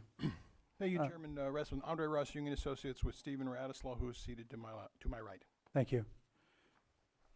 We will go ahead and start this hearing by having the Community Development Department present the case first. Thank you. Deputy Administrator of Community Development, Shannon Walker-Smith. I'm going to hand this one right over to Marcus Beltramo, our Code Enforcement Manager. So, Marcus. Hang on, do you have a question? With respect to exhibits, I have a document that Mr. Radislaw brought to the hearing this morning that I'd like to submit to the other side, and a copy for each of the supervisors. It's a County of Lake minor use permit document with Mary Jean Fagaldi's signature at the bottom of it. It's a document that was omitted from the county's production. Okay. Serve that on them and give the board this. Yes. You're just going to hand them out at this point so they have them before they present?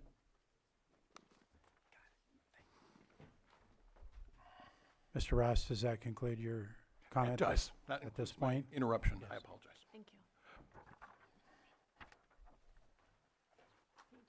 Thank you. So again, it's with Community Development to present facts and evidence. Thank you. Good afternoon to the board again. Marcus Beltramo, for the record, Manager of the Code Enforcement Division for the County of Lake. This is not a document that we omitted. It's not a material document that we relied on. That being said, we'll go into our presentation, put on our evidence while we feel violations occurring here. The properties in question, the subject properties involved here are 4258 Lakeshore Boulevard, Lakeport, California, 4270 Lakeshore Boulevard, Lakeport, California. These properties are situated next to each other. Here you have the appeal. Mr. Radislaw filed a request for a hearing in accordance with Chapter 13.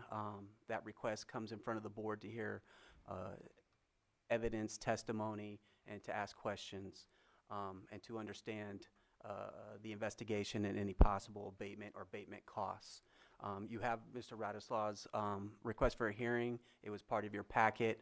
I'm not going to he gives his reasons for his appeal there. Hopefully you've had a chance to review that and read that.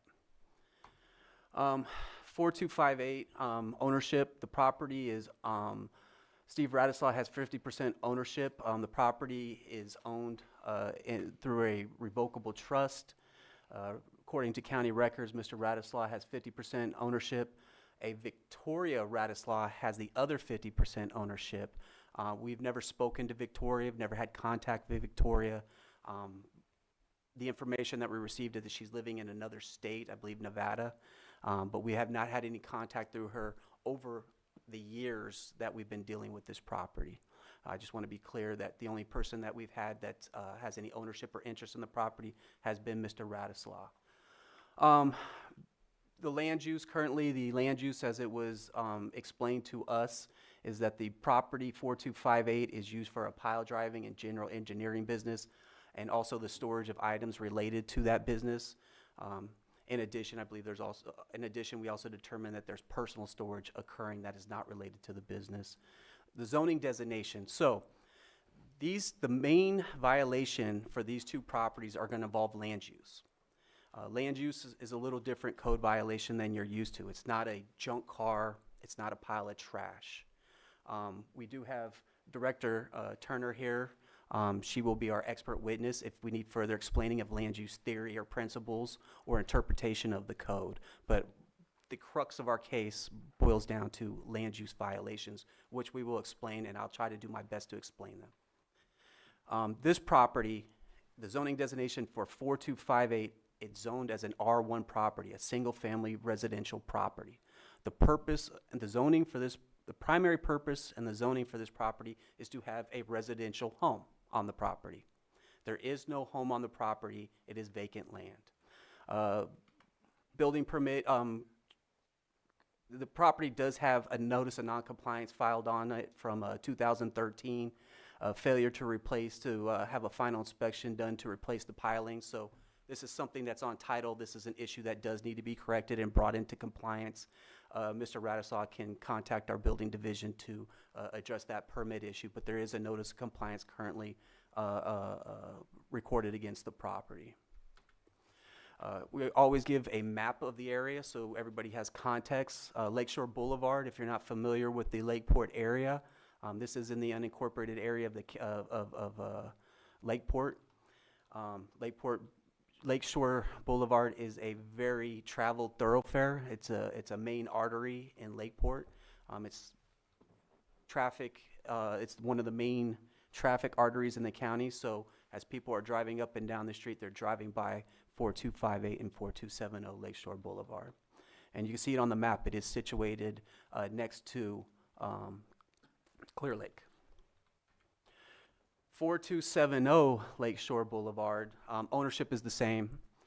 Land use, as we understood it and as it was explained to us and stated to us by Mr. Radislaw, is the same. The zoning designation for this property is different. It is zoned commercial resort district. Its primary purpose is to provide tourist recreational development in areas of unique scenic and recreational value while providing for maximum conservation of the resources of the parcel.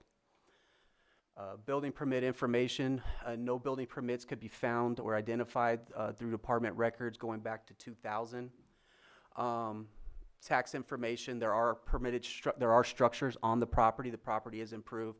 Those structures are not on the tax rolls according to county records. And here is a map of that property. As you can see, the 4270 is the bigger of the property and probably the more noticeable or commonly observed property that is in violation as you're looking at it from the street or from the public view. Here is the notice of non-compliance that was filed against the property. That should be, so we're just giving you a record here. One thing that we wanted to provide is some historical record. And through historical records, we have a time-lapse imagery that we use. We use that through Google Earth. The property has kind of gone through stages since 2006 to its current state. As you can see on the left, the picture on the left, that is the oldest picture. I don't have the date with me. I think the dates are in the memo there. But as you can see on the left, that property right there, it does have some vehicles, it does have some storage issues on it, but you can still see a lot of dirt, a lot of ground, a lot of earth. On the right, you see a fuzzier pictures. Obviously, the older images are fuzzier because of the technology. But as we kind of go from 2006 to the present, you'll see as the property proliferates with violations. On the left, you have clear views. Again, and these are all going in chronological order from 2006 to present. And as you can see, the property just seems to accumulate more items. And then you have what we kind of are dealing with here today. We've also got to also further evidence what's occurring on the property. We pulled Mr. Radislaw's contractor's license, which just basically says he's into pile driving and general engineering, and he does have contractor's license to conduct that business. That's just further evidence that supports that's the use of this property. So again, just to be clear, there are two uses for both properties: for his his pile driving business, and for personal storage. That is the claim, and that is what we determined is occurring on those properties. I also want to kind of go into the history here. 4258 had a notice of nuisance issued against it. Pretty much the violations cited in that notice of nuisance are the same issues we're dealing with here today. That notice was issued or recorded back in 2006. We're 19 years from when that notice was recorded, and we're dealing with the same issues, in my opinion, on a bigger scale. 4270 has the same notice, just changed the addresses and those kind of things, but it's the same information, same violations that we're dealing with here today. Both those notices were released for some reason from a prior code enforcement division. So they're not when you look on title, those notices would not hold up anything right now. A release has been done, a release has been recorded. Based on the time-lapse imagery, I still observe violations there, but that department, that division would have to answer to the release and the basis for that release, or if there was some other agreement or negotiations between the county and the property owner for that release. But those notices, basically what I'm trying to evidence is there's a history of these type of violations that I'm going to go into later occurring on this property. Notice of nuisance in order to abate. After the 2006 issues, another notice, I believe around 2015, the department issued a notice of nuisance in order to abate. Again, described in those violations are the same violations that we're currently dealing with and that we will be discussing here today, or that I'll be providing evidence and information for here today. So what we're trying to demonstrate is that this property has had the same or similar violations occurring over the last 10, 15, 19 years. Mr. Radislaw has been involved with code enforcement and actually has been in front of the board for one of these code enforcement hearings. In there, here's the minutes or the minutes for that meeting, and in there, in the highlighted areas, Mr. Radislaw is mentioned by name. It kind of mentions Mr. Radislaw's conducts in those code enforcement investigations. I'd advise the board to read that document. Again, the issues described in this document here are issues that we're also experiencing as a code enforcement division with the property owner. All right, so in 2022, this issue was brought to a code enforcement's attention. We opened up a case. We contacted Mr. Radislaw. We let him know of our concerns. This is basic code enforcement procedure, to contact the property owner or the occupants or those responsible, let them know of our concerns, the potential violations, and then to ask for an inspection of those concerns. Mr. Radislaw granted us an inspection. Code enforcement, along with environmental health, were allowed to inspect the whole property. Mr. Radislaw was very cooperative and compliant and allowed this inspection to happen. He was very considerate in that regards and gave us full access of the property. I do want to mention he was very cooperative. So in 2022, these are the issues we're seeing on the properties. As you can see, there's a lot of storage on there. There's a lot of miscellaneous materials and items. There's an RV. Again, miscellaneous items all over the property. Oh,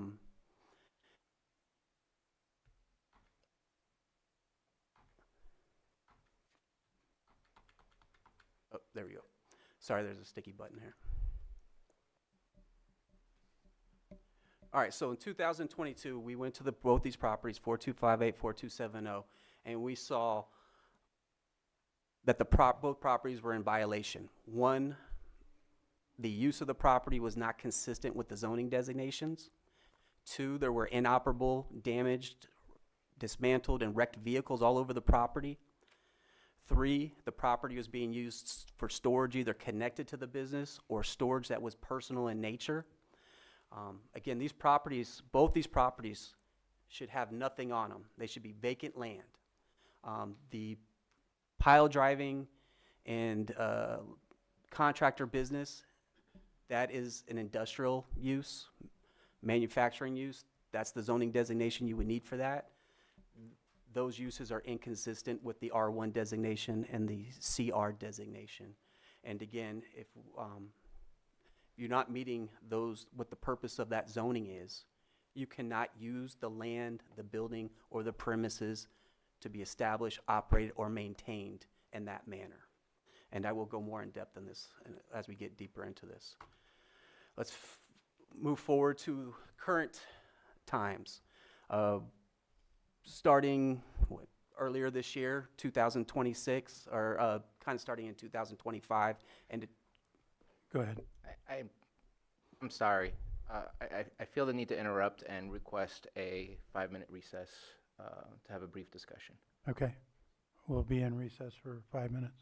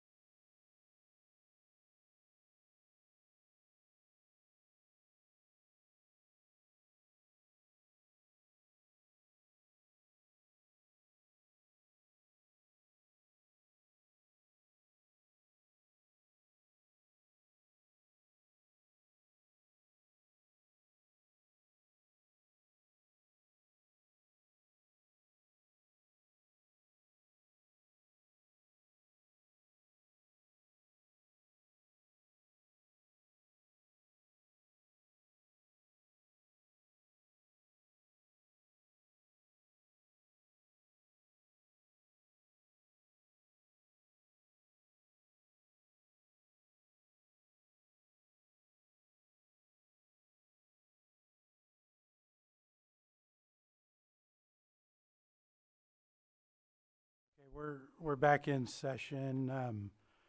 I want to advise that, well, first of all, the board has received this entire package. We've reviewed it. We understand it's been submitted into evidence of what the uses, the zoning uses of those properties are, and it's been submitted into evidence of how it's being used today, and that's what we're considering. So at that, knowing that, let's wrap this up. I certainly will do that. I'll just go through the photos real quick. I'll get to the land use part, and then there are other violations, but I'll wrap them up real quick if you can grant me that courtesy. Okay. There's one that hasn't been, or two that haven't been discussed here today, so I'll just fast forward it to you and get into it. So Thank you. For 4258, the use of the land is inconsistent with the primary purpose. The storage on the lot is inconsistent with the zoning. There's inoperable, damaged, dismantled, wrecked vehicles on the property. The condition of the property causes to be unsightly when seen from neighboring properties and public areas, and provides harborage for vermin. 4270 has the use of the land is inconsistent with the primary purpose of the zoning designation. The storage is inconsistent with what the zoning allows. There's an unpermitted metal structure that did not get a permit. There's an unpermitted structure, that same unpermitted structure is located in the setbacks, which is contrary to the zoning ordinance. There's inoperable, dismantled, wrecked vehicles on the property. The condition of the property is unsightly because it's overflowing the fence and you can see it from the roadway. Also because the use is not consistent. Provides harbors for vermin and creates a potential health hazard and public nuisance. Does that wrap it up for you? Barring any questions from my colleagues, that does. And I'm not seeing any at this point. So land use can be, I think we'll just move forward, and as the issues arise, we'll try to explain the land use further. But what the violation is that when you are operating contrary, using the land, the buildings, or premises contrary to what the zoning ordinance allows, that constitutes a violation. And that's the crux of, that's the main violation that we're putting forth here today. Thank you. With that, Mr. Ross, I would turn it over to the property owner. Very good, Your Honor. Mr. Radislaw has no objections whatsoever to any of the exhibits submitted by the agency to your board for this hearing this morning.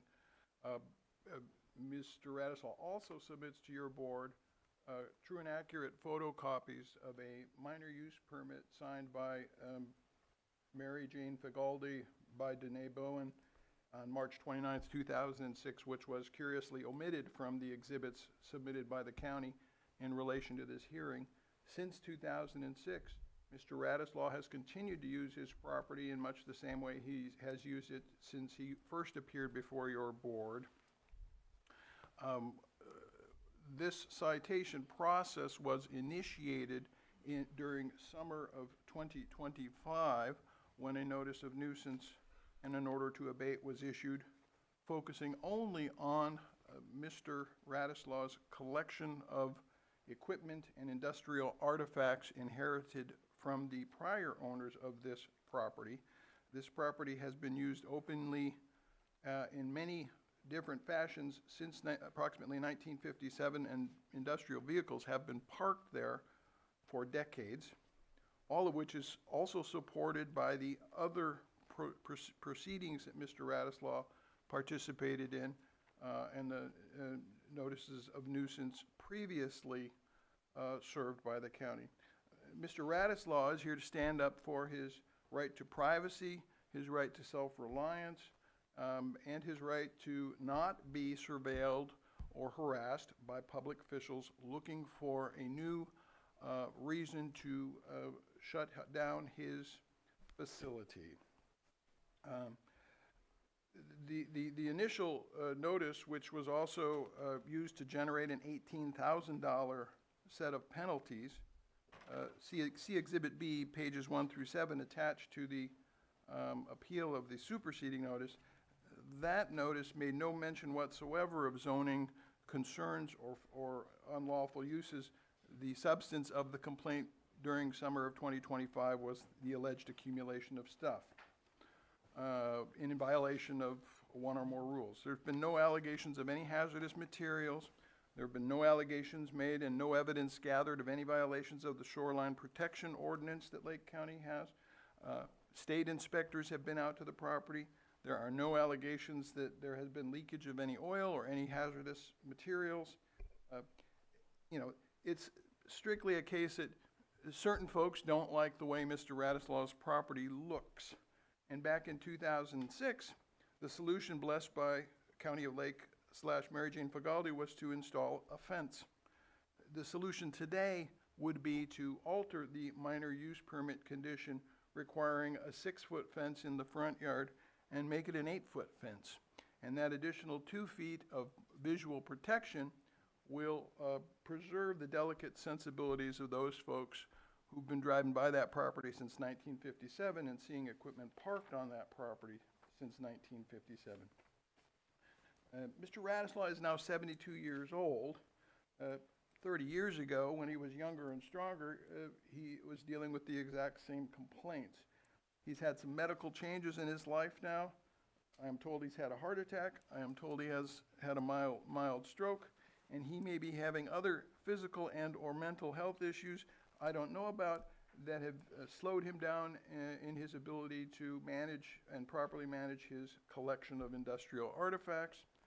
I would respectfully submit to your board, after admission of the minor use permit into evidence here, that this citation should be dismissed and Mr. Radislaw should be granted the ability to add an additional 2 vertical feet on the front portion of the fence, which ends the optical problems.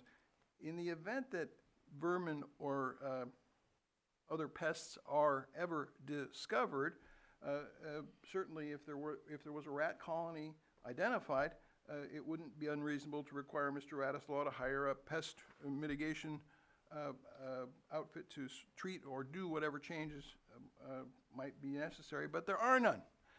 It's just visually unpleasant, and it's been visually unpleasant for a very long time. Since 2006, there's been a permanent fence there that has kept the visual impact reduced. Again, the obvious solution that nobody seems to be interested in is simply allowing Mr. Radislaw to increase his fence by 2 feet. And the property is up for sale. There are people walking the property not too long ago. There are prospective buyers. And we'll submit it on that.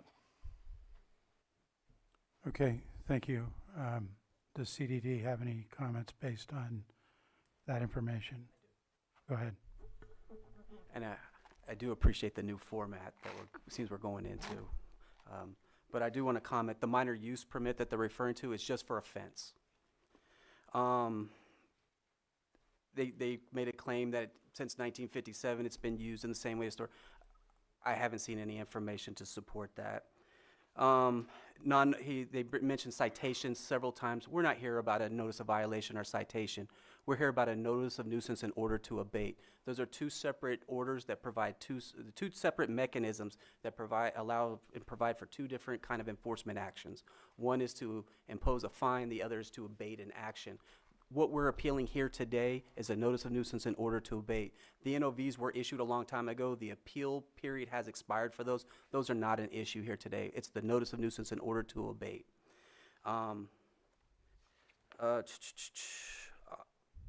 They made the say that,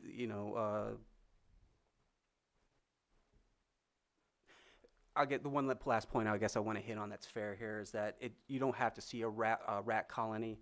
The code just says, or which provides harborage for rats and other vermin. Provides means it can provide that.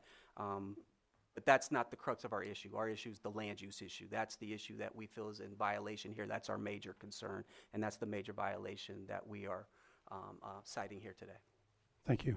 Mr. Ross, any brief comments related Very briefly, I think Mr. Beltramo protests a bit too much, but maybe I'm not understanding something correctly. The notice of nuisance in order to abate issued in 2026 is on its own face, a superseding notice, which the recipient of the notice takes to mean that the citations issued in 2025 including the $18,000 fine that was imposed, have been superseded by this notice of nuisance in order to abate.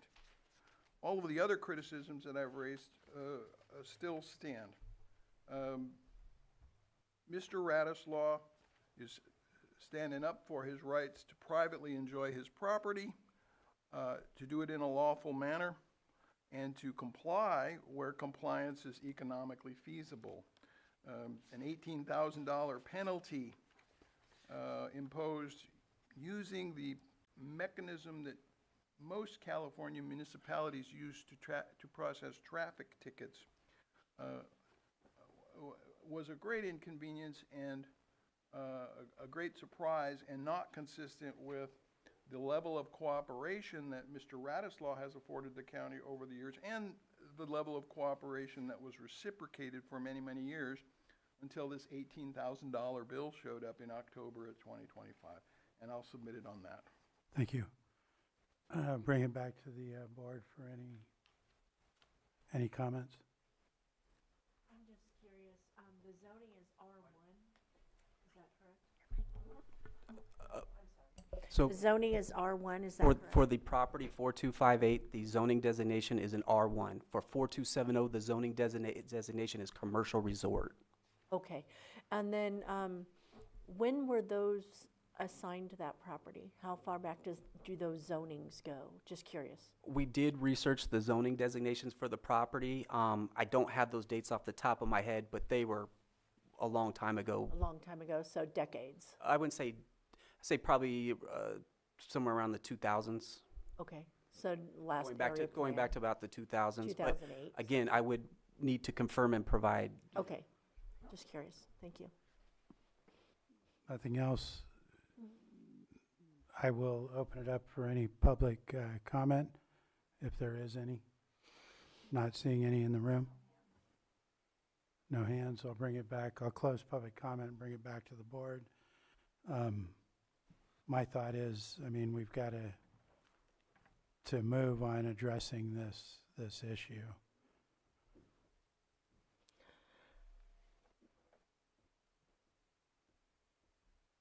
Anything further from board members? You've Go owned ahead, it since the Supervisor. 50s? Excuse me? You've owned it since the 50s? No. Oh. Probably 1995. Thank you. Go ahead, Supervisor Sabatier. I forget the exact date on the deed, but the deed is on the attachment as well. And Oh, I missed it. it was in Sorry. the 90s before the, yeah, no, it was 2000, I believe. Yes. 2000 exactly. I think at least based on the information provided and the current status of the property, and also, yeah, I won't go there. I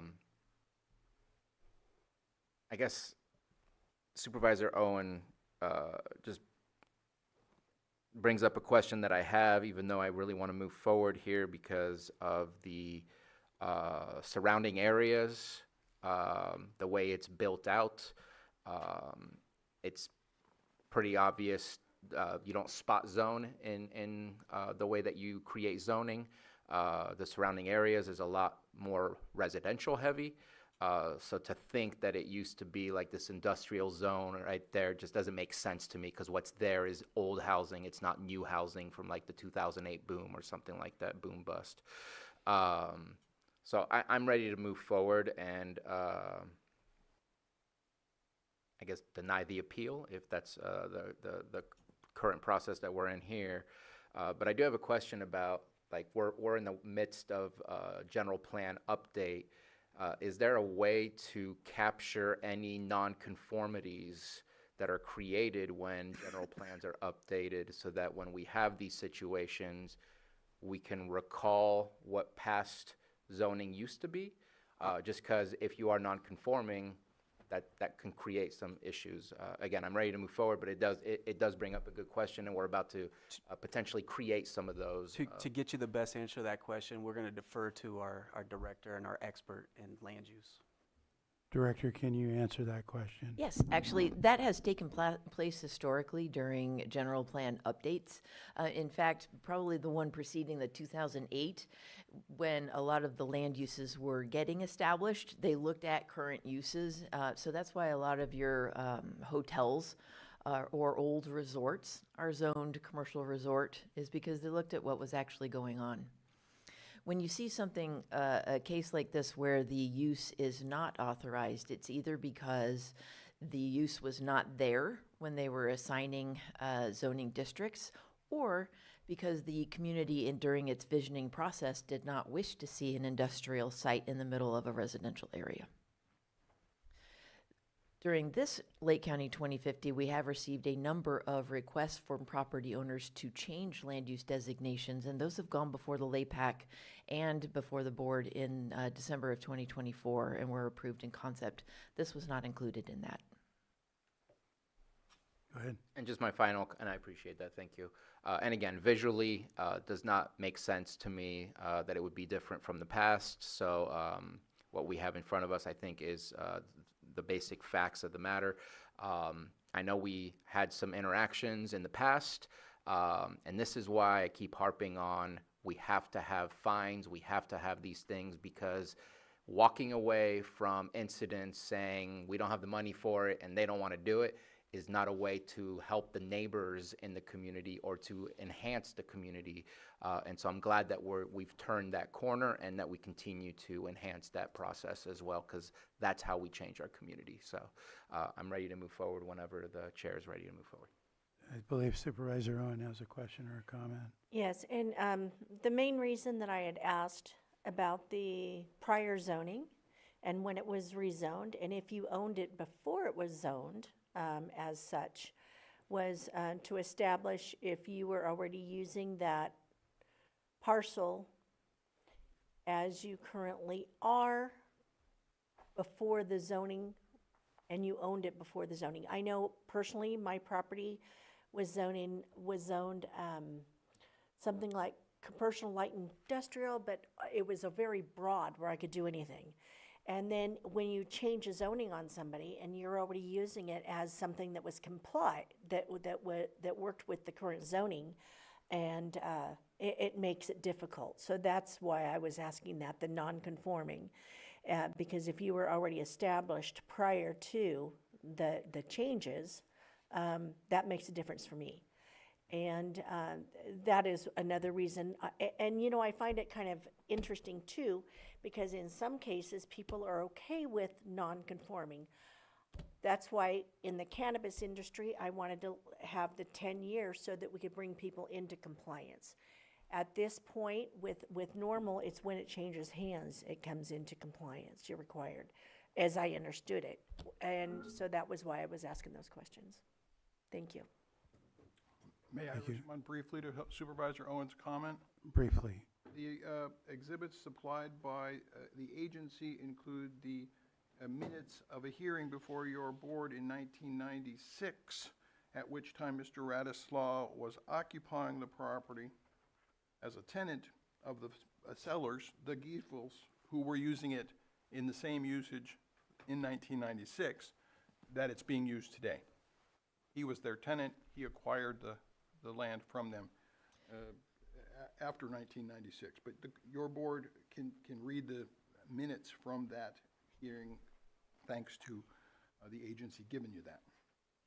And then you acquired it in 2000, and was there a break in the use of that? Did you continue to use it from there forward? Continued to use it. Just to be clear, we were not able to find any legal non-conforming entitlements for this property. Because the enforcement did not take place in a timely manner back then is not the same as having it be a permitted use with the change of zoning later. Thank you. And I'd like to comment, the property in that document is not the same. The two subject properties we're discussing here today, that was another property that Mr. Radislaw was involved in. We were just bringing that forth to show the conduct and the notes that were made in that situation we're dealing with now. Thank you. All right, bring it back to the, did you have a comment? I'll take action. Go ahead. Motion.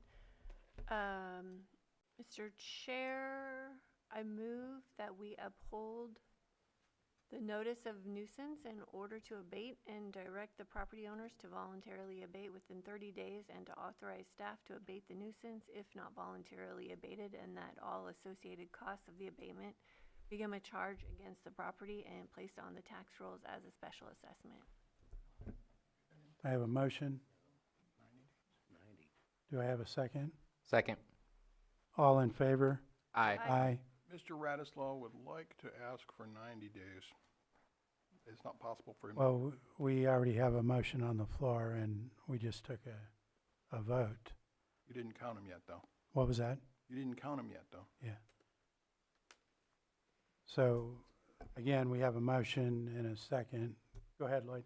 Oh, yes, thank you, Mr. Chair. So you're, at this point, through the motion process, you as the chair may want to just double check on any nay votes, because I believe where we left off is the aye votes.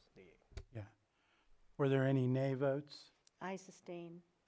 You sustain? I'm not going either way. Okay. So we have, then we have 4 ayes and 1 sustain, not voting. Thank you, Mr. Chair. So just to clarify, that would be an abstaining Abstain, vote. yes. Abstain, so we have 1 Sorry. abstain and 4 ayes. So that motion carries 4-1. Go ahead, Supervisor. Yeah, just asking Mr. Beltramo, it takes a little bit of time to get to the point of actually doing the abatement. Do you have a timeline in mind of what that might be so that we can let the gentleman know approximately the timeline he has to do the abatement himself, where at that point, yes, we've approved doing the abatement, but if there's nothing left to abate, then the cost of our abatement does not get placed on his. So is the question, do I know the time period, or are you asking for? Approximate timeline for when the county will be doing the abatement. I know it's approximate because you probably don't So have any. I guess, Or can we work with the property owner on this? so here's the, I'm Or sorry. can we work offline with the property owner? We have this motion has passed. So he has 30 days to clean it up. If you can discuss with them, his counsel, offline on what that process is, I think would be appropriate. So we always want to work with our property owners. We always want to try to find something where, a compliance plan where of their own volition they'll Right, resolve. I get it, but we'll conclude at this point and work with them. So I believe that concludes that item. We're going to go ahead and be in recess until 1:15.